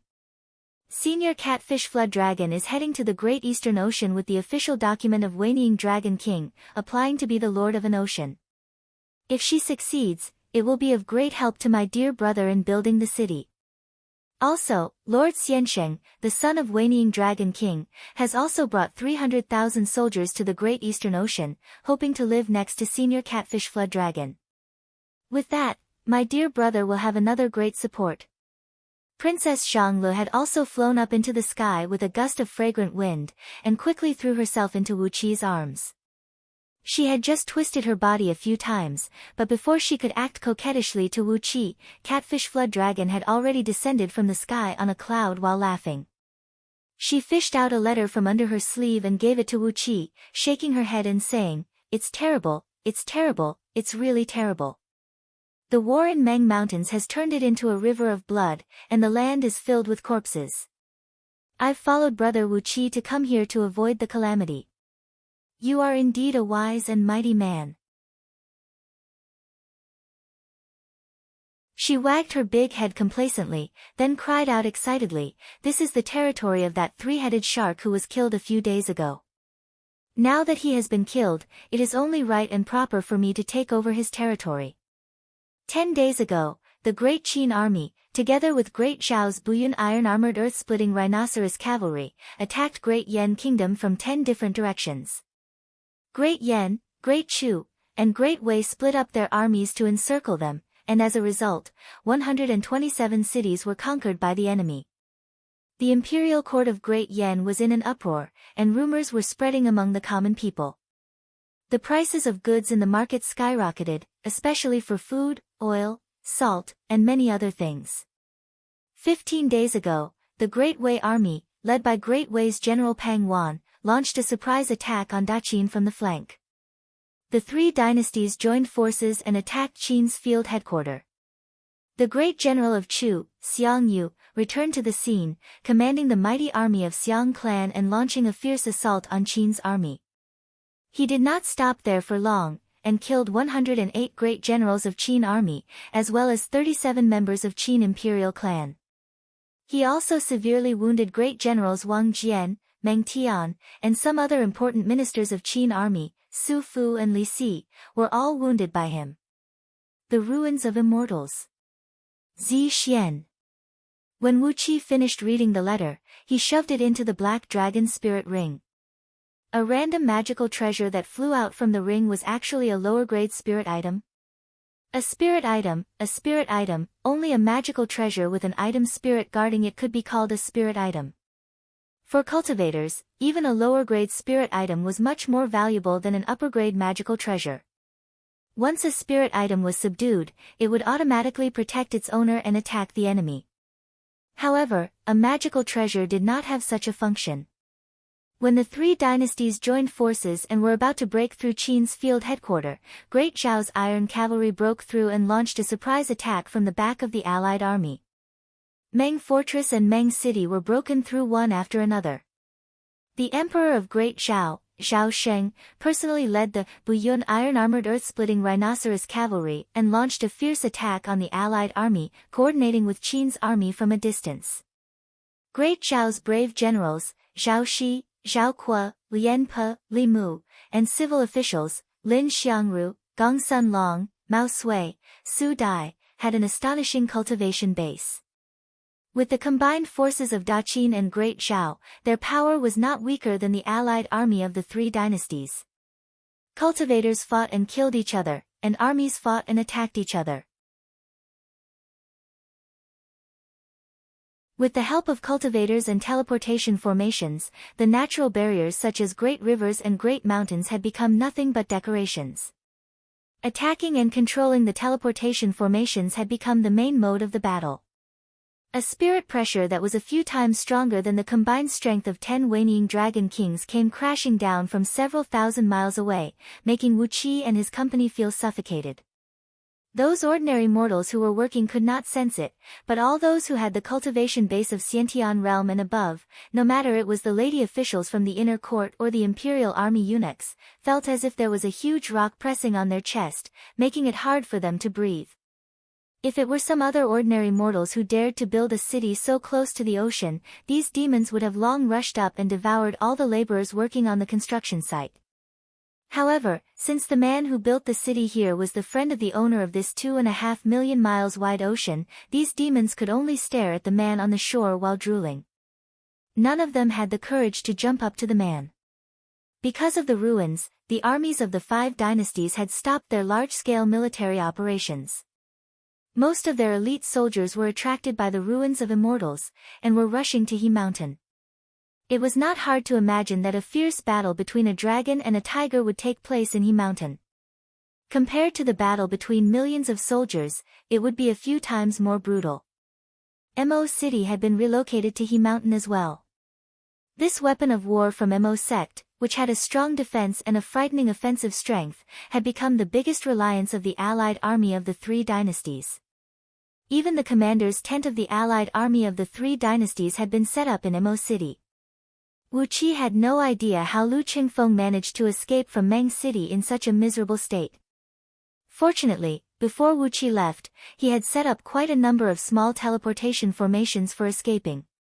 Otherwise, with the bizarre appearance of Great Zhao's army, perhaps none of the Great Yan officials in Meng City would have been able to escape. Meanwhile, Wu Qi was smiling as he pinched Princess Zhang Li's ear and said, "Zi Xian, Lu Buwei is guarding Ji City. I'll need your protection when the time comes." In order to cope with the crisis, His Majesty has sent the left Prime Minister and Lu Buwei back to Ji City to oversee the imperial court. They will be responsible for managing the state affairs, managing the resources from all over Great Yan, stabilizing the price of goods, and coping with the crisis. Lu Buwei has the sole power in Ji City. My dear brother, please do not return to Ji City easily. If you have to return, please remember to bring Princess Zhangli with you. Although Lu Buwei was bold and reckless, he did not have the courage to openly attack and kill members of Great Yan imperial clan. Wu Qi breathed out a sigh and continued reading the letter. The letter was written with Lu Qingfeng's vigorous handwriting. Every stroke was like an iron blade or a silver hook, a sign of his great skill. For the past month, Ying Zheng, the Emperor of Daqin, has not come out. The Crown Prince of Daqin, Fu Su, and the Prince of Xin, Hu Hai, have led the army to fight against Great Yan and Great Chu. After 13 consecutive battles, Great Yan had lost more than 1 million elite soldiers. The war was very tragic. Qingfeng was in charge of the logistics of Westfield headquarters, filling out the funeral documents and sending them to the families of the soldiers who died in the war. He had been so busy that all his advisors were nearly exhausted. In just 10 days, 1 million soldiers had died in the war. It was a cruel scene. Both Wu Qi and Princess Xianglu were taken aback. There had been no news from Ji City for the past 2 months, and Catfish Flood Dragon said that the war had turned into a river of blood. It was obvious that the war had entered a critical state. Hastily, Wu Qi tore open the envelope and fished out the letter, skimming through it. Behind the trail of white cloud, a large sheet of 5-colored light was seen shooting out, from which countless colorful petals were shooting out and showering down, causing the trail of white cloud to wobble and crumble. On the other hand, the powerful weapons of war from Mo sect, especially the mighty Mo city, had become the nightmare of Daqin and Great Zhao's army. Wherever the Mo city went, countless soldiers of Daqin and Great Zhao were turned into ashes. Even those nascent divinity cultivators dared not to face the attack of the Mo city head-on. While Lu Qingfeng was writing the letter, a strange change suddenly occurred in the ancient immortal ruins located at the border between Great Wei and Great Zhao. Suddenly, a small gap was opened in the tightly sealed ancient immortal defense mechanism, from which a great amount of immortal energy of excellent quality leaked out, and a flying sword of lower-grade spirit item level flew out from it. It was luckily found by a human immortal from Jin Dan who was stationed near the ruins by Great Wei. On top of that, Su Dai was the elder brother of Great Yan's imperial advisor, Su Qin. He was an expert in the art of mountains, rivers, and geography, as well as the art of divination. The fall of Meng City was caused by Su Dai, who cracked the ground and broke through the defensive mechanism of Meng City. When I was stationed in Meng City, I was fortunate enough to receive a large number of spirit talismans from my younger brother, and I even planted a teleportation formation in the mayor's mansion.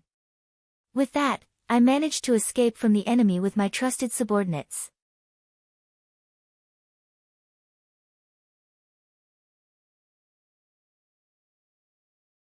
Chapter 274.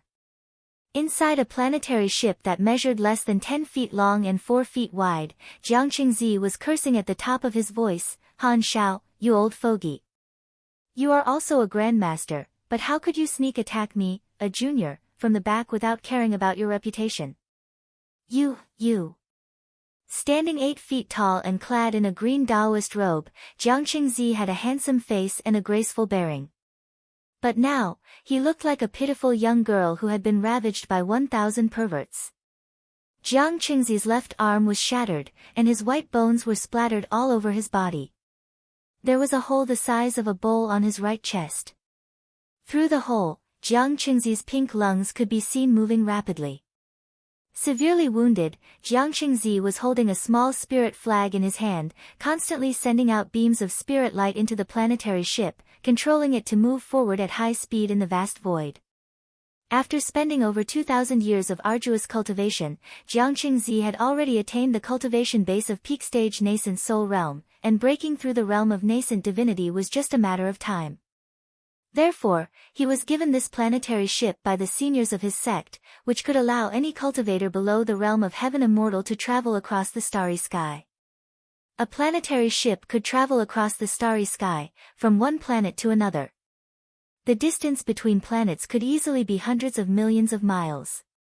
Therefore, the speed of a planetary ship was at least 100 times faster than an ordinary beam of light. In order to craft a planetary ship, not only did it require a master-level item crafting skill, it also required a great amount of precious materials. In Liyuan Galaxy, which was the most desolate place in Minor Heavenly Circle realm, a sect usually owned less than 20 planetary ships.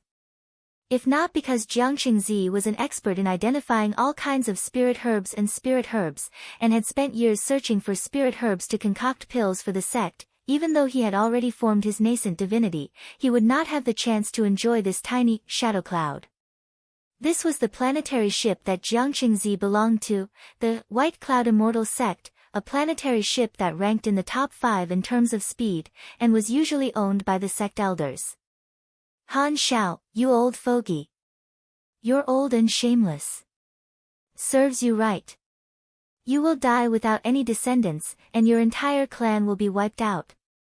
Shadow Cloud vibrated violently once again, as several dozens of layers of defensive mechanisms were shattered by the 5-colored flowers that came rushing at them from behind. In just a blink of an eye, more than half of the defensive mechanisms were shattered. Jiang Qingzi gasped for breath as he hastily infused the last bit of his true essence into the spiritual flag in his hand and drove the star boat forward. About 100 miles behind Shadow Cloud, a faint green silhouette was chasing after it at a high speed. This silhouette was actually using his own body to fly in the vast starry sky. Compared to the Shadow Cloud planet ship, his speed was only slightly slower. To be able to use one's own magic power to fly through the vast starry sky was a divine ability that only heavenly immortals possessed. To be able to keep up with the speed of the star boat, he had to be a powerful celestial immortal. After chasing for a short distance, the Cyan Man's palm suddenly spurted out a large amount of multicolored light, then countless colorful petals spun at a high speed and darted out. The petals rapidly caught up to the star boat and exploded violently. Within the blinding light created by the explosion of the petals, numerous beams of light rotated at an alarming speed, madly tearing at the restrictive spell formations on the star boat like blades of light. The Shadow Cloud planet ship suddenly swayed, and its flying speed abruptly decreased by a notch. After that, it picked up speed again, and continued to flee in a sorry state. However, in this short period of time, the green silhouette had closed the distance of several tens of miles, and was now less than 100 miles away from Shadow Cloud planet ship. Jiang Qingzi coughed out a mouthful of blood. Looking disheveled, he turned to look at the green silhouette behind him and roared furiously, "Han Shao, you old fogey! Don't you fear that my ancestral master will come after you? Why you, although you are a supremely powerful expert among all heaven immortals of 36th tier, my ancestral master is about to break through to 35th tier heaven immortal, and his magic power is at least 10 times stronger than yours. Do you really have the guts to offend White Cloud Immortal Sect?" The green silhouette laughed sinisterly and said, "Cut the crap. If I kill you and destroy all the evidence, who would know that I'm the one who did it? Since White Cloud Immortal Sect dared to kill my only beloved son, you should be prepared to face my revenge." Hee, over the years, at least 100 disciples of White Cloud Immortal Sect have died in my hands. What's the big deal about adding you to the list? Jiang Qingzi was taken aback. "Are you the one who killed all the disciples of White Cloud Immortal Sect over the years?" he cried angrily. The green silhouette said coldly, "I am the one who killed all the disciples of White Cloud Immortal Sect. My poor son fell in love with a female disciple who had just joined White Cloud Immortal Sect, and kidnapped her to be his cultivation vessel. After 3 days of plucking, he was brutally killed by someone from White Cloud Immortal Sect. I hate him, I hate him. I don't have any disciples, and he is my only son. Since young, I doted on him more than my own life. Since you killed my only son, I'll definitely wipe out White Cloud Immortal Sect to avenge my beloved son." Then, he casually pointed his finger out, unleashing another large sheet of 5-colored light that shook Shadow Cloud. Jiang Qingzi coughed out a mouthful of blood, and nearly fainted inside the ship. He breathed out a long sigh, then laughed bitterly. Abruptly, he turned his head and looked at a starry sky that was emitting an ominous crimson cloud. Over there was the most notorious death zone in Liyuan Galaxy of Minor Heavenly Circle Realm, the flaming Nether Ocean. This crimson cloud contained the acquired Red Yang Death Chi. Cultivators would never be able to absorb the Red Yang Death Chi. Once the Red Yang Death Chi seeped into their bodies, it would be like a mortal drinking a bucket of oil and then swallowing a mouthful of flame. Their entire bodies would quickly burn and turn into ashes. From time to time, the flaming Nether Ocean would spew out a very powerful reverse 3 solar soul-dispersing heavenly flame. Its temperature could melt gold and iron, and even a defensive magical treasure of excellent quality would be immediately turned into ashes when it touched the soul-dispersing heavenly flame. What was even more frightening was that the soul-dispersing heavenly flame had the ability to extinguish the nascent divinity of cultivators. Even if it was a gold immortal with a profound cultivation base who had the ability to shift the stars, if he was careless and touched by the soul-dispersing heavenly flame, he would have his soul disintegrated and perish on the spot. On top of that, the red yang death energy could isolate the divine will of cultivators from probing. Even if it was a heaven immortal who entered the red yang death energy, the range of his divine will would not exceed 10 miles. In this vast flaming nether ocean, which occupied nearly half of Liyuan Galaxy's starry sky, the range of divine will of 10 miles was no different from being blind with one's eyes open. With a slight carelessness, one would easily lose his sense of direction amidst this boundless yang energy of death, and be completely lost within it. Gazing at the perilous land that would make all the cultivators in Liyuan Galaxy turn pale at the mere mention of its name, Jiang Qingzi, who was forced into a dead end by Han Shao, clenched his jaws tightly, gave a strange howl as he drove Shadow Cloud and plunged into the land. A loud rumble rang out, as a large sheet of yang energy of death surged and splashed like water. In the blink of an eye, Shadow Cloud was completely devoured by the crimson cloud, vanishing without a trace. The green figure that Han Shao had transformed into was struck dumb. Suddenly, he bellowed furiously, "Even if you have to flee into the netherworld today, I'll still kill you. Flaming nether ocean, why would I be afraid of it?" Ha ha ha, 800 years ago, I was lucky enough to find a drop of innate abyss heavy water, and today, I can put it to good use. A glittering and translucent blue speck shot out from Han Zhao's mouth, instantly transforming into a thick and heavy blue halo that enveloped his entire body. A piercing cold air rolled and rolled out, freezing the large sheet of yang energy of death in front of him into an ice cube. Han Shao snorted coldly, then fished out a star path positioning plate from under his sleeve. Clenching his jaws, he too plunged headlong into the flaming nether ocean. Less than 3 miles into the flaming nether ocean, Jiang Qingzi, who was in a flurry pulling out some medicinal pills and consuming them to heal his wounds, suddenly heard a loud noise coming from behind. He raised his head up abruptly, and saw a clump of blue light shrouding Han Shao and chasing after him. Jiang Qingzi cried out in terror. Hastily, he waved the spirit flag and drove Shadow Cloud to move at top speed, turning it into a trail of white cloud and shooting forward. Never in Jiang Qingzi's wildest dreams did he expect that Han Shao would really chase after him, and really enter this infamous land of perils in Liyuan Galaxy. He opened his mouth and swallowed a few immortal pills that could replenish his energies, then shouted and screamed as he drove the planetary ship forward at top speed, "Han Shao, you really put yourself in a perilous situation just to kill me? Fine, fine. Jiang Qingzi, I'm ready to risk it all. Let's die in here together." Making up his mind, Jiang Qingzi roared and yelled as he drove the planetary ship forward at top speed.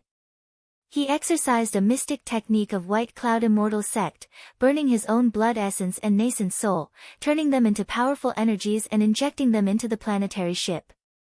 With the energies replenished, Shadow Cloud, which was flying at top speed to begin with, became even faster. As Han Shao did not have a planetary ship with him, the distance between him and Jiang Qingzi, which was less than 3 miles, was gradually widened. Jiang Qingzi's nascent soul was enveloped by a ball of white flame, and his cultivation base was dropping from peak-stage nascent soul realm to late-stage nascent soul realm, and then from late-stage to mid-stage nascent soul realm. Jiang Qingzi felt like weeping, but had no tears. He raised his head and stared at the sky. The cultivation base of peak-stage nascent soul realm that he had spent over 2,000 years in cultivating was forcibly burned away by the mystic technique of his sect, the White Cloud Flaming Sky Escape Art. However, with the powerful energies transformed from burning his nascent soul and blood essence, the speed of Shadow Cloud skyrocketed by a few times, and very soon, it left Han Shao far behind. Jiang Qingzi kept flying forward in a straight line.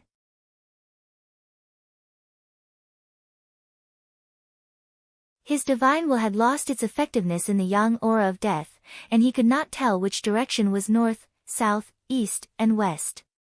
In short, he just kept fleeing crazily. When Jiangxing Zi's cultivation base dropped from peak stage nascent soul realm to early stage nascent soul realm, and was on the verge of his nascent soul disintegrating and falling back to Jin Dan realm, the yang aura of death in front of him suddenly vanished, revealing a small galaxy consisting of a dozen stars and several dozens of planets. All the other planets were barren planets with not even a blade of grass growing on them, but right next to a huge star, there was a planet of enormous size, several tens of thousands of times larger than all the other planets. It had a dense atmosphere, flat land, oceans, and lakes. It was a planet full of vitality. Jiangxing Zi, who had lost his consciousness, drove Shadow Cloud and slammed into the planet. Very soon, he had plunged into the planet's atmosphere. The yang aura of death behind him rippled, as Han Xiao, shrouded in a blue gleam and emanating a piercing cold air, sprung out and chased after Jiangxing Zi. The two of them crashed into the planet, one after the other. The Shadow Cloud planet ship even left behind a thin white trail that was several hundred miles long in the atmosphere. Han Xiao followed closely behind the planetary ship, constantly unleashing large sheets of colorful beams to attack the ship, causing it to sway and sway. The planetary ship streaked across the sky at top speed, and happened to pass right above the head of Wu Qi and his company. The enormous immortal pressure unleashed by Han Xiao had alarmed all the cultivators and demons of Xiantian realm and above on this vast ocean, as well as on this continent. You're tuning in to the Blissful Bookshelf YouTube channel. We're so grateful for your support, and don't forget to subscribe to join us on this incredible journey through captivating stories. Your generosity through donations truly makes a world of difference, as it's the primary source of revenue that allows me to expand and enhance this channel for you. Thank you from the bottom of my heart for being a part of this adventure.